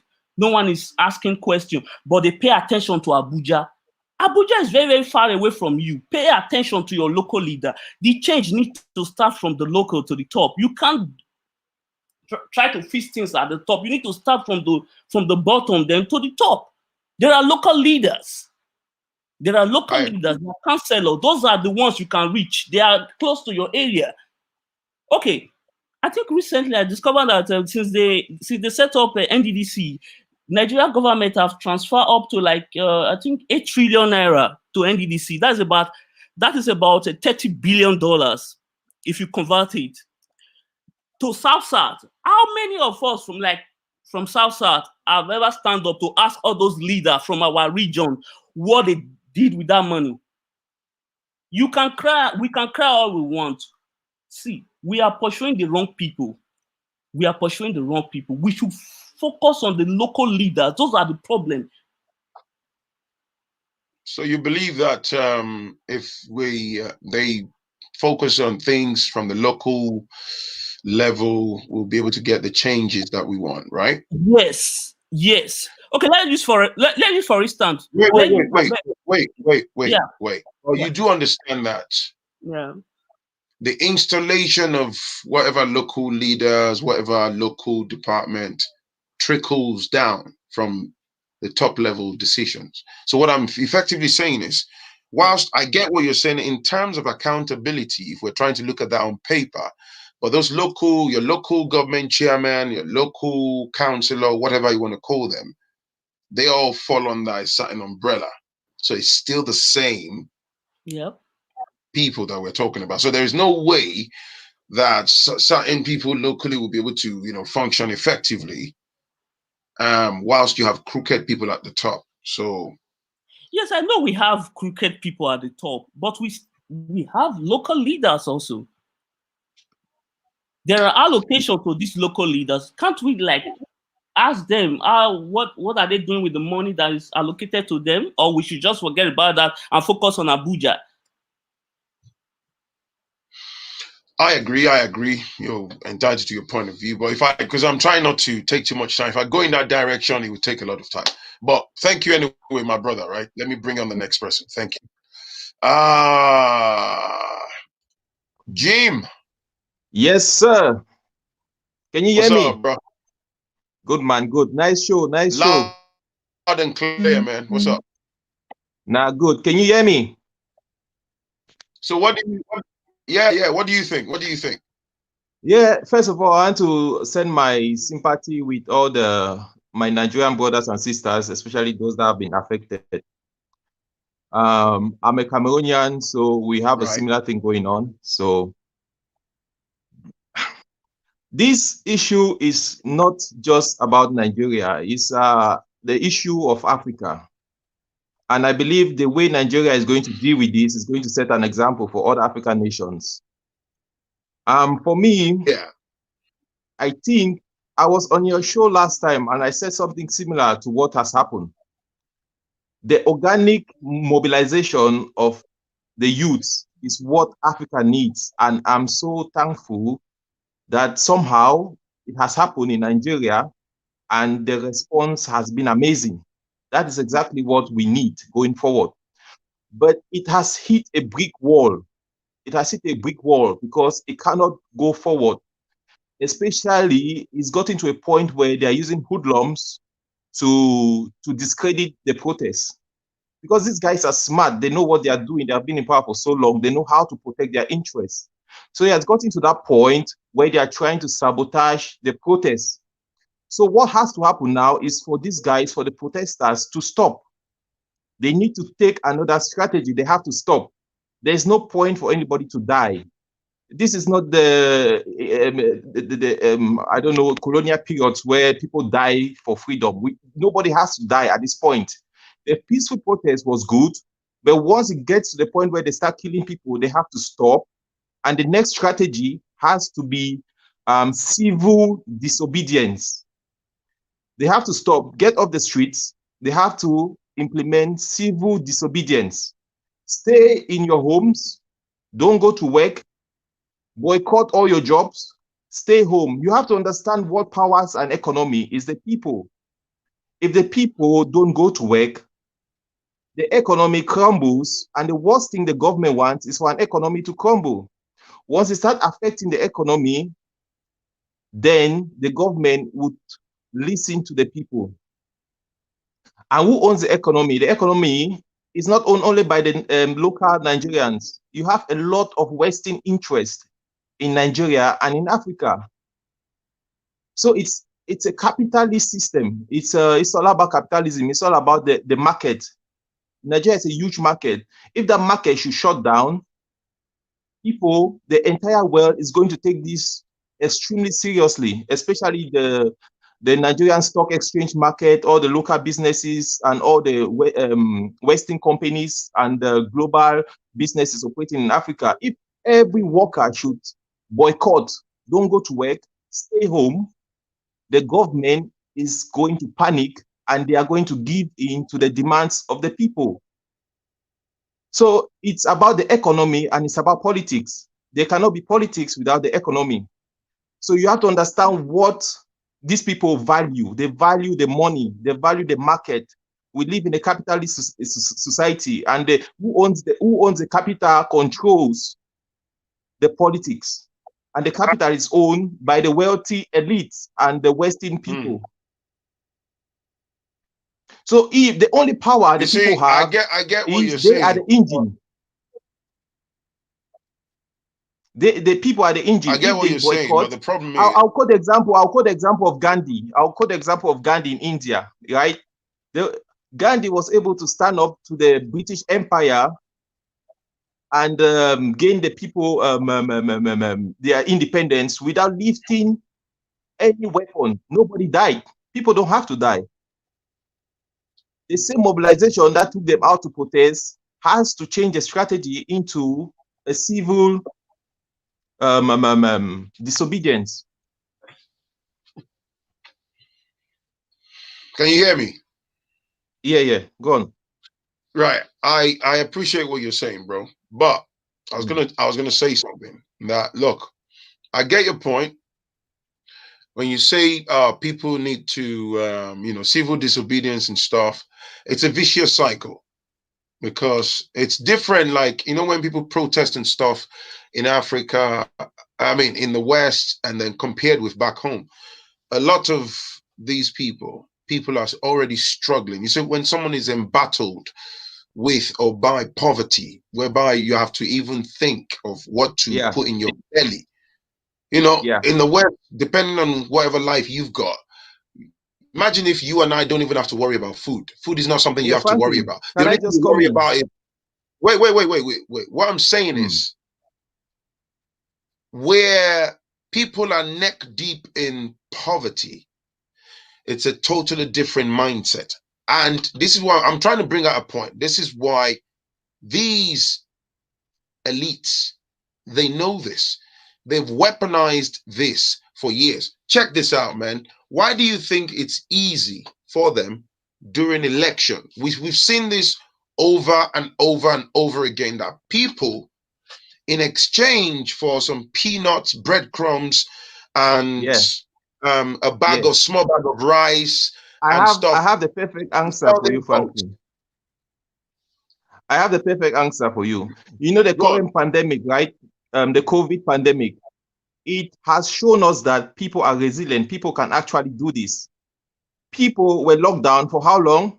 Months, right? And people were able to survive.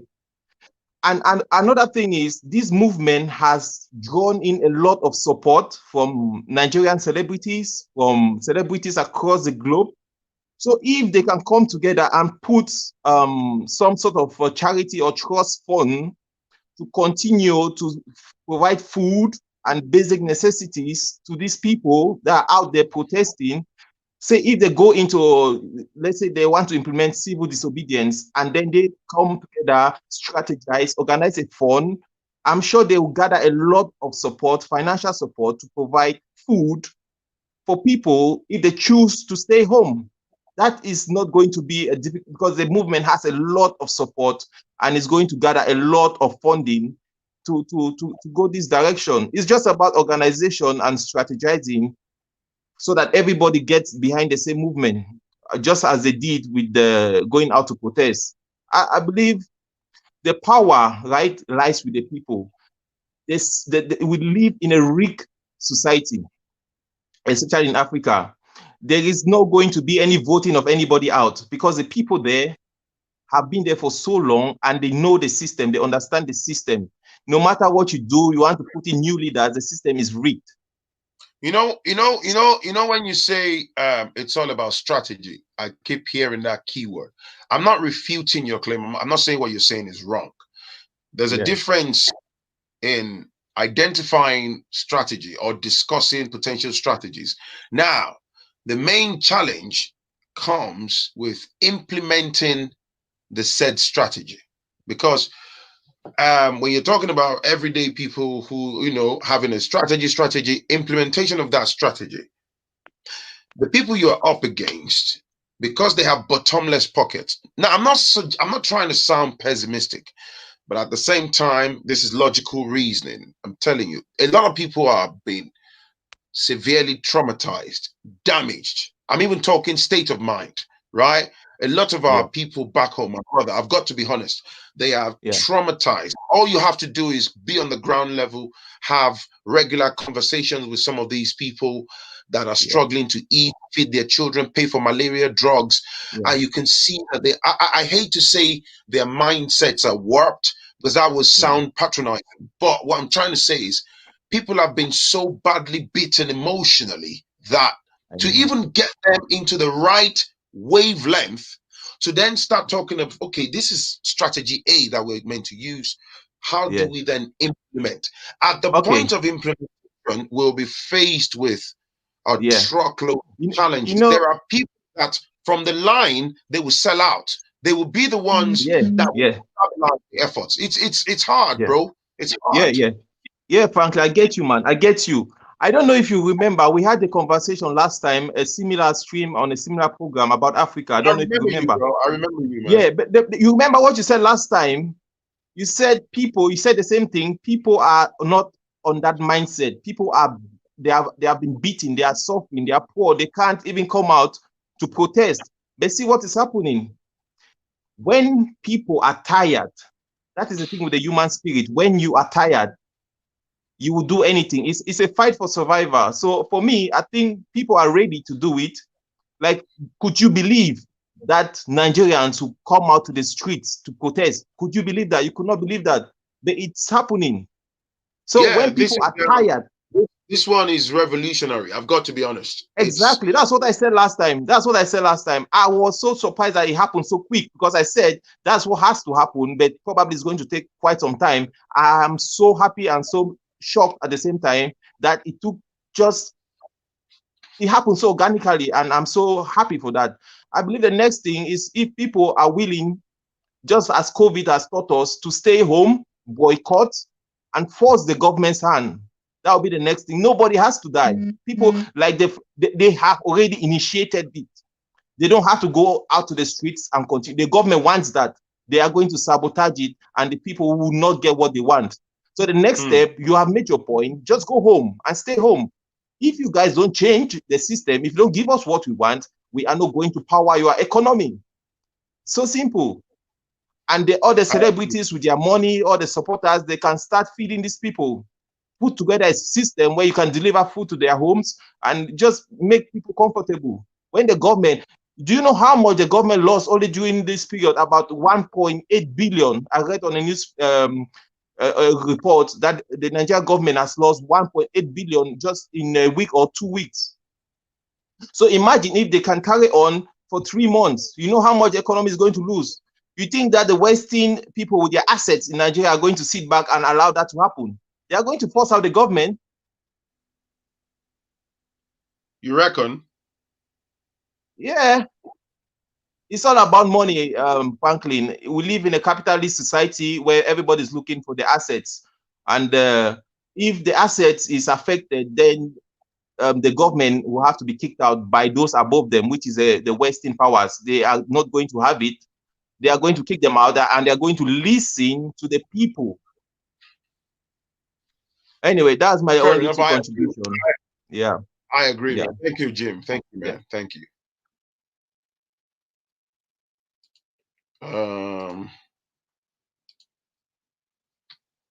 Right. Yeah, man, I can see you. You're coming on next. Thank you very much, Phrankleen. Hi, 2 minutes, bro. Yeah, thank you very much.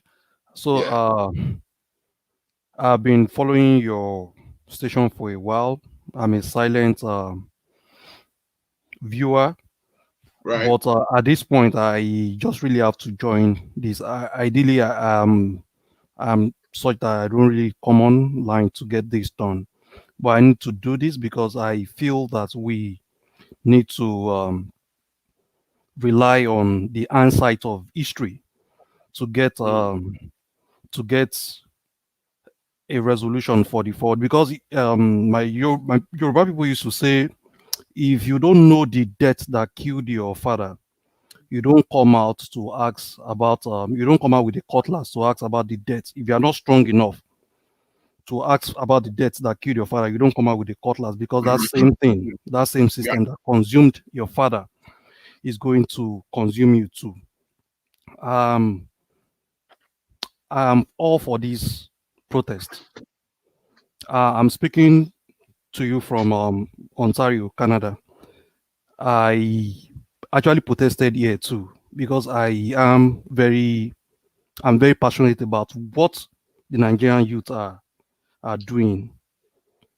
I'll take us a little bit back because I think this issue is quite sociological, and I'm going to quickly marshal for you.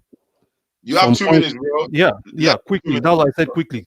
So because it's sociological, and if we don't rely on history, and that's exactly where I'm getting upset and annoyed with the way this protest is going. It's such a very, very laudable opportunity that we are having in Nigeria. But because this generation is not really relying on history to be very strategic and tactical in using the opportunity to get what they want and write their names permanently in the books of history in Nigeria, I'm afraid I don't know whether we will lose this opportunity again. I've always been in Nigeria. I was in secondary school during the Abacha era. Protest and pushing people to the wall, Phrankleen, is always like the stock market. Stock market is in cycles. It goes up, crashes, goes up, crashes, goes up. There's depression. This is another stock market, in quotes, social crash in Nigeria. The last time it happened, I was in secondary school in Nigeria. I remember very well I was in Ogumosho. And what happened, in fact, it wasn't even like it was now. It wasn't like it is now. Because why? It was against the military junta. Armor tanks on the road. I was part of the generation that used sawdust. It was a total lockdown. I'm almost 40. So I know what I'm saying. Sawdust everywhere. Armor tanks on the road. Bonfire, tires on the road, being burnt. So these children that are protesting now, they are in their 20s. They were probably in their diapers during that time. And that's why I'm saying that they are not being tactical and strategic in getting information, history, so that they can use it in their own favor. During that time, we don't even have social media. Now they have social media. I think they should be more strategic in using this opportunity again. Because why? They are the active generation now. They are being pushed to the wall. They are not even as gentle as where they are more frustrated. They want it now. Social media is in their hands. During that time, when you have social media, we are facing the military. They are facing the police now. Yeah, but social media is good though. So yeah, that's what I'm saying. That what I'm saying is that they have more tools in their hands now. Okay. I expect that they should rely on information, talk to people who had issues that time, who fought in that time. All they are saying now, our daddy, we didn't see what you did at your time. I didn't see. If ask an average 20-year-old person now what happened during Abacha time, of course they won't be able to tell you because they probably were young people at that time. They were babies, toddlers at that time. What I'm trying to say is that, Phrankleen, these people driving it, this current active generation should rely on information, be strategic, because the adversary they are fighting against have been in this game for 6 years. They've held on longer. They've held on to this grip, this power grip, and they've transferred it, they've perfected it so much that they are indifferent, they can waste anything, or keep on to that loot source. I call Nigerian Commonwealth is their loot source. Let me ask you. Let's cut the chase because I'm worried about time and I don't want to cut you short. So we can wrap up what you're saying. Just as an example, one or two, what type of strategy would you suggest? Thank you very much. Our problems are so complicated that we don't even have we probably, for whatever recommendations I read out to you now, which I've written down, it's already probably stillborn by polarity, by poverty, which was the point we were raising with the other brother about people already even being traumatized already. He hasn't even eaten. He hasn't even gotten money. Look at Lekki Toll Gate. I have in-laws who were there, who slept there, because a lot of people in Lekki Toll Gate were, and they are like average, above average young people who can buy data, who can afford some bit of things. They can go and protest. And I can't even do some things. He's still at that very low level of the Abraham Maslow's pyramid. And he's fixated at that stage. You can't even do anything beyond that stage. Now, Anyway, I've lost you there, brother. Hi. Good morning, team. Good morning, Phrankleen. How are you? First of all, the first thing I just want to say, can you hear me? Loud and clear, loud and clear. What's up? Okay, the first thing I just want to say is, do we actually have a president? That's the first thing. Because growing up in Nigeria, the Buhari I knew would have said something. But this person, or whoever is the president right now, is keeping quiet. He's on mute. Doesn't he know what? I've been saying it's because people say, oh, maybe the actual Buhari is dead. I've always said it's conspiracy. But now, you know what I'm talking about? I'm starting to think about who is the president right now. Like, then the second thing I want to say is the youth should not stop. The revolution has to happen. Yes, there's going to be blood, but the revolution has to happen. Enough is enough. Nigeria has become a country of the haves and the have-nots. Literally, people do not know where they're going to feed from. If they don't have somebody overseas, they're not sure of their next meal. Absolutely. People have gone to school, they have no jobs. If you do not know someone, you do not get anything from Nigeria. People that have been there since the 70s, the 80s are still there. A revolution has to happen. We all remember what happened in Ghana. We all know what it took Jelly Rollins to get Ghana to where it is now. If this is the stage Nigeria has to be in, let's do it. We will pump in the money. We will give the support. Right now, the elites are afraid. They're afraid because they don't know what's the next step. What is happening? Yes, they've burned down the Nigerian Port Authority. They've burned down things. Burn it down. Burn it down. If this is the level that we have gotten to, they have pushed people to that place. A hungry man is an angry man. People are hungry and they are angry. For the military, if you grew up in Nigeria in the 80s and the 70s, you know they're just taking orders. Or got shoots. That is what they're doing. Shoot at sight. So I don't blame them. I really don't blame them. But enough is enough. Instagram and Facebook now are fact-checking. For God's sake, we saw what happened. Who are you fact-checking us on? You're telling us we see people it's all desperate to gag and silence us. Yeah. You understand? I checked channels television to check the news out on YouTube. They were just showing me things on COVID. I was like, is this the channels television I grew up with? No. But guess what? This is the age of technology. People got phones, they got cameras. So please do not stop. Burn it down. Thank you. Thank you. Peace. Thank you. Peace. Nice. What's up, bro? Hey, Phrankleen, how you doing? Good to have you and good to be on your show. Great stuff, man. What's up? What do you think about what's going on, bro? 2 minutes. Let's go. I was just probably just trying to, because I made some nuggets down. We were all born under brutality. That's the experience we ever had from generations. So we never experienced freedom. We never tasted anything like that.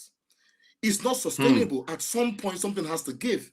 So if you check out power distance definition, whether people are okay with inequalities, we were okay with inequalities. But the moment you remove the veil, you can put it back. Exactly what you are doing now is to put back the veil, but you cannot unsee what you've seen. So even if they temporarily win this battle, on the long term, is game up. See, if you sponsor talks, right? You sponsor talks, you only have a temporal solution. The problem is still unfixed. You might have people, people that are deep neck into poverty. A policeman almost shot me before. He cocked his gun because I refused to open my car boot as an undergrad student of Lagos. But I screamed and all the area boys gathered and they took him down. So I understand what brutality is. So we have to push forward. There is no backing down. Yes, we have to change tact. Yes, we have to readjust. We need intelligence. It's a multi-pronged approach. It's not just, okay, we have to probably stop protesting. No, protest will be ongoing. We have to arm our people with information.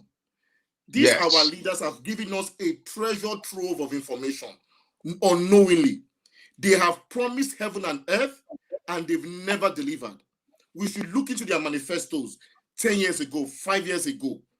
We should revise all intelligence, all contracts.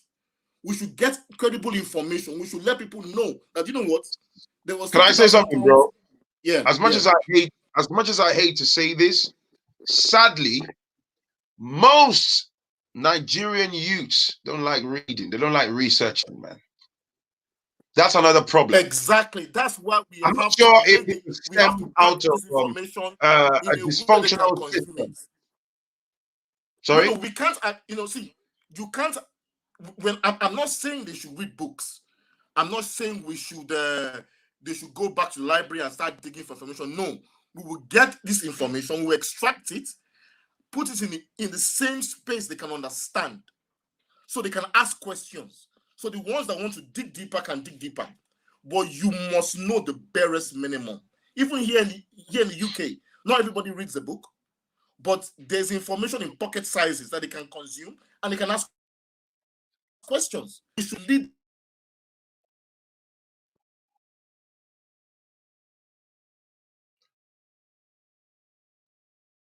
approach. Temporarily, yes, they've won, but the problems persist. The problems will not go away. They can sponsor hoodlums. They can be high-fiving policemen. The problems still exist. There's still poverty. There's still inequality. There's still social disharmony. Those problems won't go away. So we need to focus. Yes, they won the battle temporarily, but the next 2, 3, 4 years down the line, election period, which mouthpiece does PDP or APC want to use to campaign?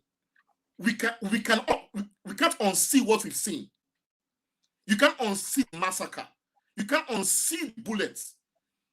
You can't unsee how young people have been able to put up toll numbers and feed people with minimal budgets. You can't unsee those things. So we know it's just a matter of there is time for everything. This is the time. There's no way you can perpetrate evil to eternity. After a point in time, it has to go. It has to give. And this is the time. When the clouds gather, you know there's a rain coming. When the clouds, no one has to tell you nothing. They know there's a rain coming. There's a rain coming. What do you think about what happened yesterday, bro? It was intentional. In my mind's eye, you taking the camera away from the public domain is like someone that spread their clothes on the line that wants to come and take it back again, removing things, but I saw drone footage. So we are countering them with all kinds of information. We are, like your previous caller said, we are already fact-checking them. You can't unsee that. Can you unsee a man trying to remove a CCTV camera? You can't unsee it. You can shut the veil up, but the memory persists. There is trace. We can identify that man. Someone can say, that's my neighbor. That's where he works. He has a name. He has a family. It's traceable. These are tangible things. This is the end. This is the beginning of the end. It's inescapable. They can't escape. They can't escape. It's not possible. How can you perpetrate evil for eternity? as if everything belongs to you. All the choicest contracts, all the choicest places belongs to them. Everybody is neck deep in inequality. Social mobility is non-existent. There's downward immobility, downward mobility, downwards. So we have to have a multi-pronged approach. The protest, if in the ways it can continue, should continue. Bloodless, so they know our presence is there. We are not backing them. We're not going to join the hoodlums to break anything. We will be there. We will be visible. One, we will arm ourselves with information in pocket sizes that our youth can understand. We will make them to ask questions. Ask questions. When you ask questions, you get answers. I tell my kids, never stop asking the question why. Never stop asking. We keep on probing them, because a corrupt person would always leave their clues and crumbs and data behind.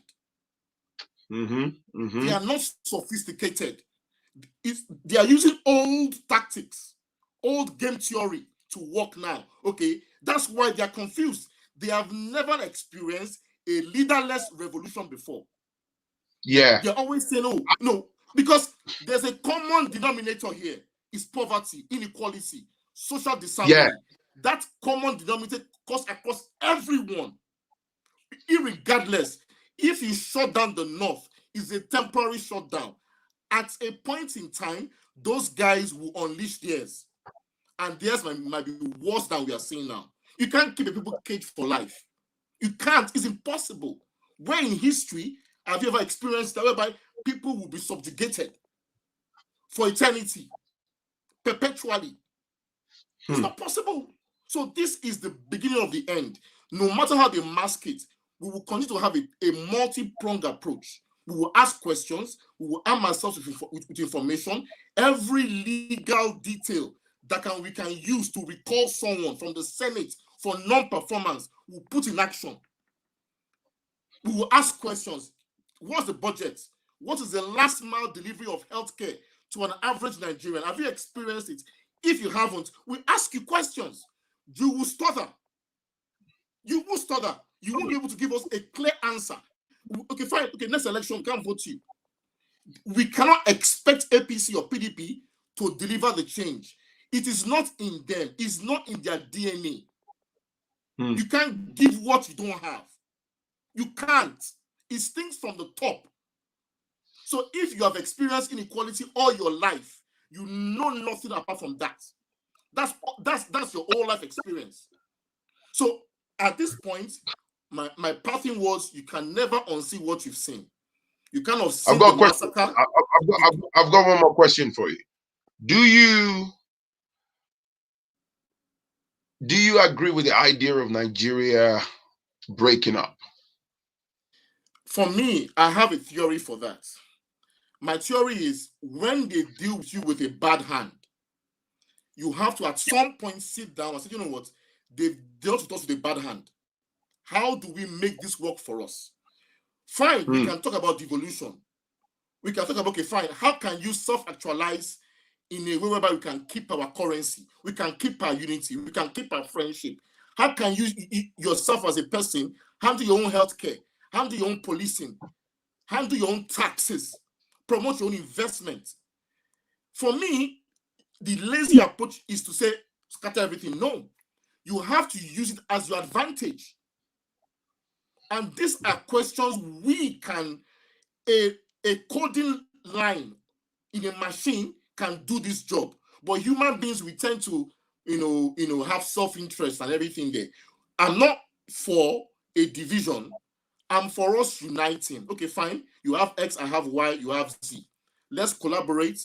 Let's have prosperity. Let it be inclusive, not exclusive. We can have a conversation, keep the same currency, trade with ourselves, have prosperity within ourselves. We can be self-sufficient. We have the human capital. We have the resources attached to us already. So we can have that conversation. And this protest is what will give us that conversation. Let's stay together as a people. Our sufferings are the same. Our experience as a black person globally is the same experience. So there's no point in dividing ourselves along those lines anymore. Let's have that conversation. I want you as an Igbo man, Hausa man, Yoruba, whatever you are, for you to, in your own pocket space, self-actualize, but be one person, regardless of where you come from. Have the same access to education, access to everything. We can have that dialogue. This is the beginning of that dialogue, because federalism is not sustainable. They've hijacked it. Federalism is not a problem, but because people have hijacked it for their own selfish interest, they've ruined everything. They've bred inequality. They've put in exclusivity for themselves, whereby they exclude everyone. You can't even boast of nothing. Obafemi Awolowo, I read his book. His travails to get educated was why he made sure the West had free education. His education was jumpstart. He wrote a letter that I read 2 weeks ago on how he struggled to fund his education into the UK to read law. He struggled, but he made, out of my experience, my people who have free education, access to education. We should have that question. Why should a leader be paying £30,000 to a choice school, a private institution in the UK, where my own institution stinks? We should have that conversation. We should have to devolve powers. And the truth is that the pathway to devolution, we cannot allow old players to hijack it. We have to do away with all these old players, because if you devolve and have a fruitful conversation, all the old cargoes will want to hijack their territories and perpetrate evil. So this movement will eliminate them, because we will ask questions: what have you done for the past 15 years that you want a cake in devolution? What is your contribution? Thank you, man. I appreciate you, my brother. Thank you so much. Thank you, man. Nice one.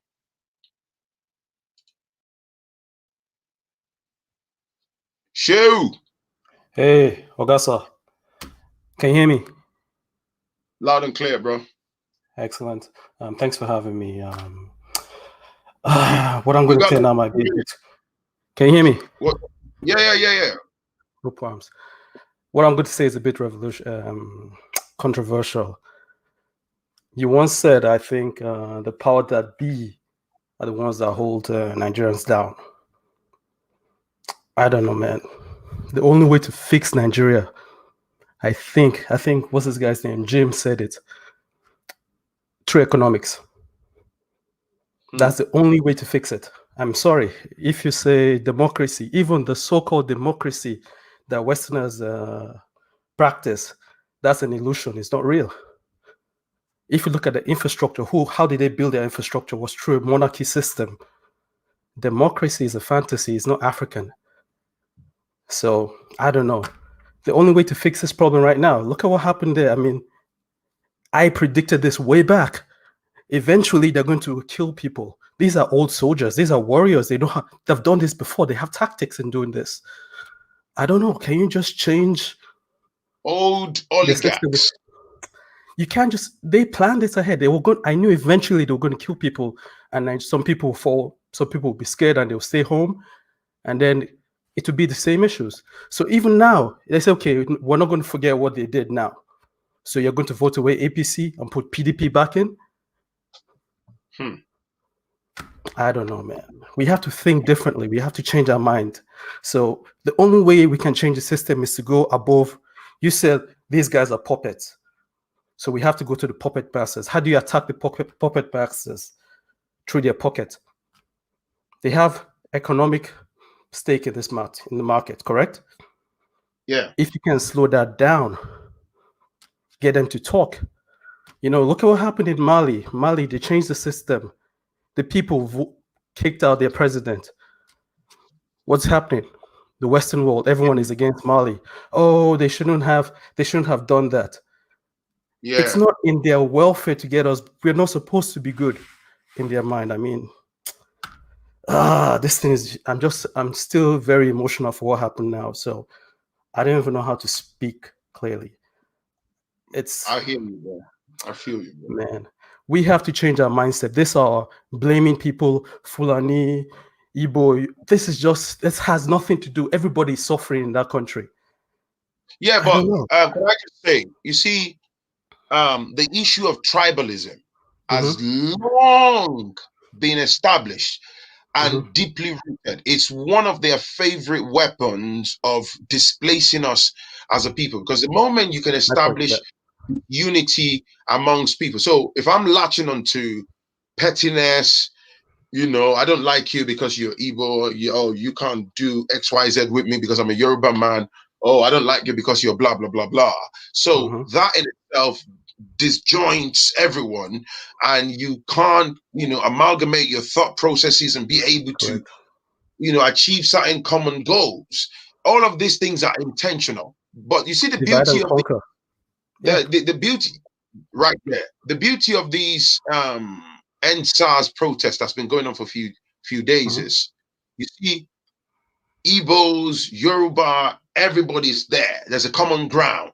So there is no superiority complex. I'm better than you and stuff. In fact, I saw some video clips of some boys that were dealt with within the protest ground who were trying to hijack people's phones. There was a dude that was trying to harass a couple of ladies, and some brothers put him in check. Now, listen, you behave, respect this space, we have a common ground, or you use your legs and disappear. And the guy ended up calming down. So imagine if that type of mentality can spread like wildfire into the wider society. The government will be absolutely smashed to smithereens because they've got nothing else to work with. And even this template of destruction is the same thing here in the West.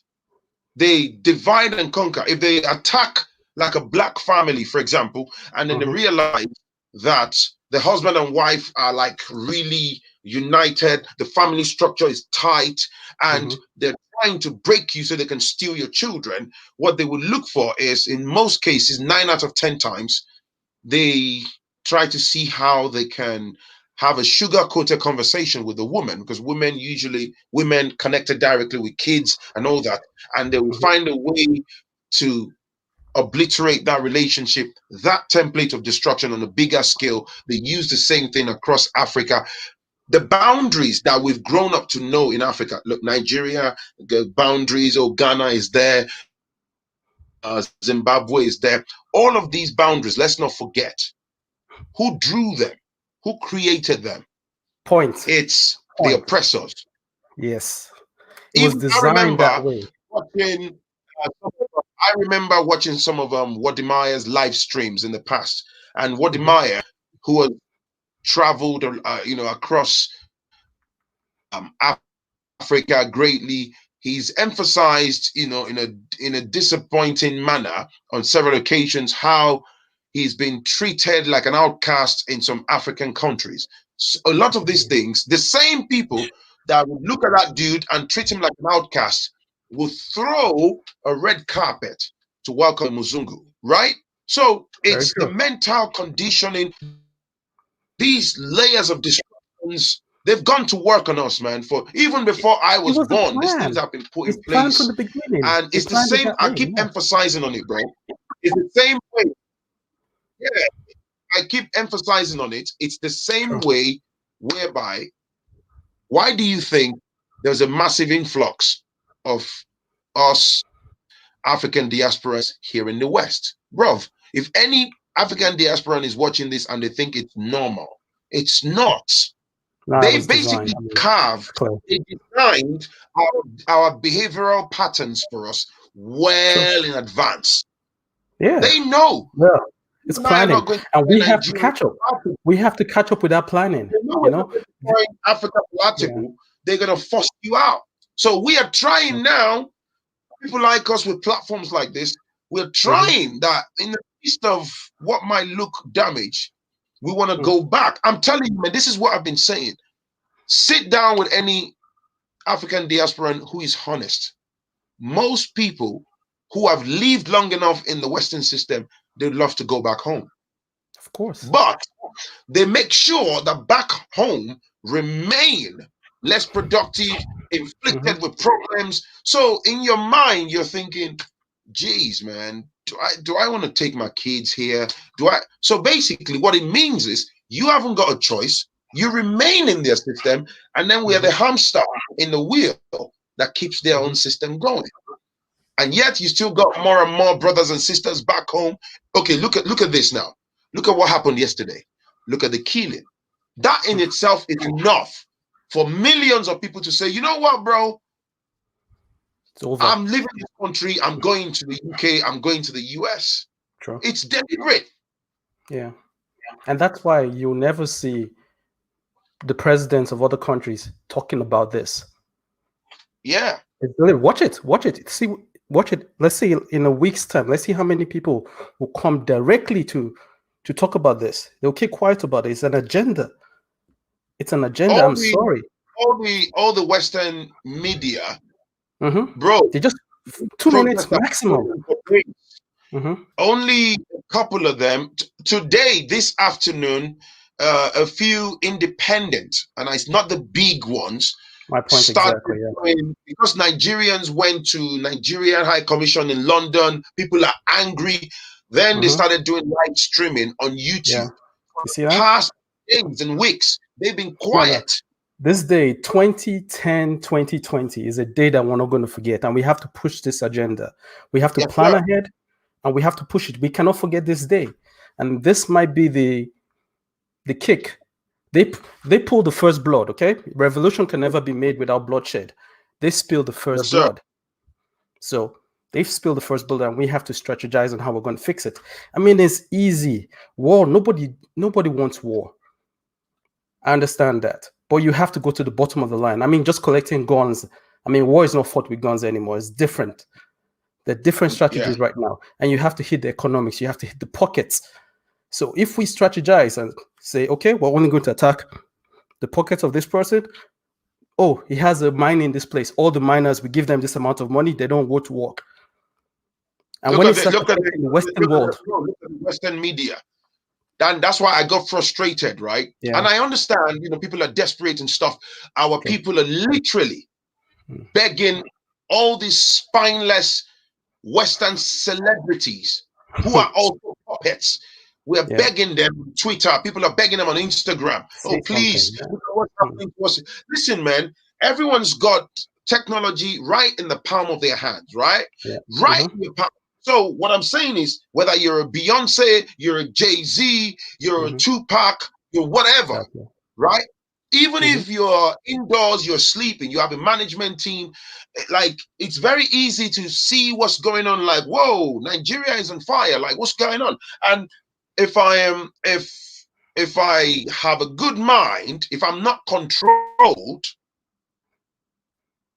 it's 1 million followers. I have 10 million followers. That's the right time to use my social media power and platform to say we condemn this injustice. But their silence is unbelievably deafening, and the silence again, intentional. It's intentional, man. Yeah. That's it. That's why it's not surprising to me. I expected this, actually. I expected the soldiers to attack, to kill people. And the question is, how do we walk in this system? These people are martyrs now. Last Sunday, when we were protesting at the in central London, when we went to New Scotland Yard, we were protesting and stuff. I mean, all you just got to see the body language of these police officers. Some of them just disappeared into the building, but because they saw like a bunch of us, maybe about 2 or 3, they had no choice. They had to remain outside, and you could see they felt uncomfortable. It's like they don't want us to talk. Because they know what's going on. I know, of course. They have a stake in the matter. So it's shouting for revolution, demanding justice. It irritates them because they're not wired. Dictators are not wired to give you freedom. They're not wired to set you free. It's the same way. Like you're hitting above the head, and we have to educate Africans this way. African Americans are trying to move to the motherland, right? And the truth is, America was built off the back of African Americans. And let me tell you, man, even though, yes, they are killing blacks every day and all that, the truth is black people are the American currency. If every black person leaves Culture. America today, America will collapse. Yeah, I hear you. You're speaking facts, man. Words, but we have to educate our people. I mean, you're going directly to the point. You know, I believe if there's a cancer, you go directly to the cancer, not hit the symptoms. You know, and we have to educate our people to understand. We have to go directly to the cancer, not the symptoms. I mean, shouting, SARS must end. Okay, I get it. I've witnessed it myself. I understand it, but you have to go directly to the point. You know, in Ghana, they increased the policeman's salary. They increased it. That did not stop corruption. So you have to address increasing the guy's salary. If you take a woman from the street today, the market woman from the street today, and say today you're the president, would the country be well? No, she would take care of her family, and this godfathers and everything will come in. You can't just solve the problem like that. You have to go to the bottom of the problem. And I'm sorry, democracy is an illusion. Look at what's happening in America right now. That's an illusion. You have to choose this or you have to choose that. No, there's no option to say, I don't want any of these. That does not exist. So it's an illusion. But they build their infrastructure before they introduce democracy in it. And it's a monarchy system that does that. I mean, there are a couple of Africans that are thinking this way, and we have to think that way too. What's happening in Rwanda is a typical example. He took the power. Look at what Rwanda is, the cleanest country in Africa today. But the Western world, they call him a dictator. He's building the infrastructure. He knows that. Yeah, I hear you. We'll talk about this another time. In fact, I think I'll raise my channel. Thank you. Cheers, man. Bye. All right, man. Right. Let me say something, man. Let me say something. Unfortunately, I'm not going to be able to bring more people on. It's been 2 hours plus. I appreciate you. Let me say something. For those of you African diasporans that live in the West, first of all, I salute everyone. You don't have to be on the street if you can't, or if you don't feel like, whatever, that's fine. You're using social media and be part of the movement and lend your voice to what's going on. Great. But if you're quiet or you feel insulated, you sit in your homes because you feel you're comfortable, or you feel you're removed from whatever that's happened in Nigeria, you're selfish. You don't care about the plight of your people back home because you think you've had a soft landing, now you're in the West, perhaps with your own family. Think about the future, okay? Think about the future that your children, my children are going to grow into. That's all I'm saying. And recently I found myself in certain gatherings where it's so heartbreaking that I've met some Nigerian people that they are the ones that have a lot of crap to say. Particularly about the protesters, you know, brothers and sisters in the front line. A lot of them have laid their lives. They've passed on. They've gone forever, unfortunately, right? I wish I had a superpower to be able to bring them back into existence, but they're gone. They've died in the process of, you know, fighting and pushing. Somebody like me, I'm here in the UK. I went out last Sunday. I joined the movement. I did my bit. I used my platform. I do my bit. I'm going to carry on doing it. I won't be silenced. But for those of you black folks, those house Negroes who you've turned out to be delusional because of the little breadcrumbs, because of the bit of a bank balance that you've got, and you turn your back, or you have a lot of mess to say about your own people. I hope you find joy. I hope you find peace. Okay? I hope you get to see the light at some point, all right? This doesn't come from a place of hatred or disrespect, but I've got to tell you the truth. I've got to say it as it is, man. Okay? Be black and proud, man. I will always say that. Okay? I watched people on live stream today. I saw Nigerians. I saw young, old, elderly.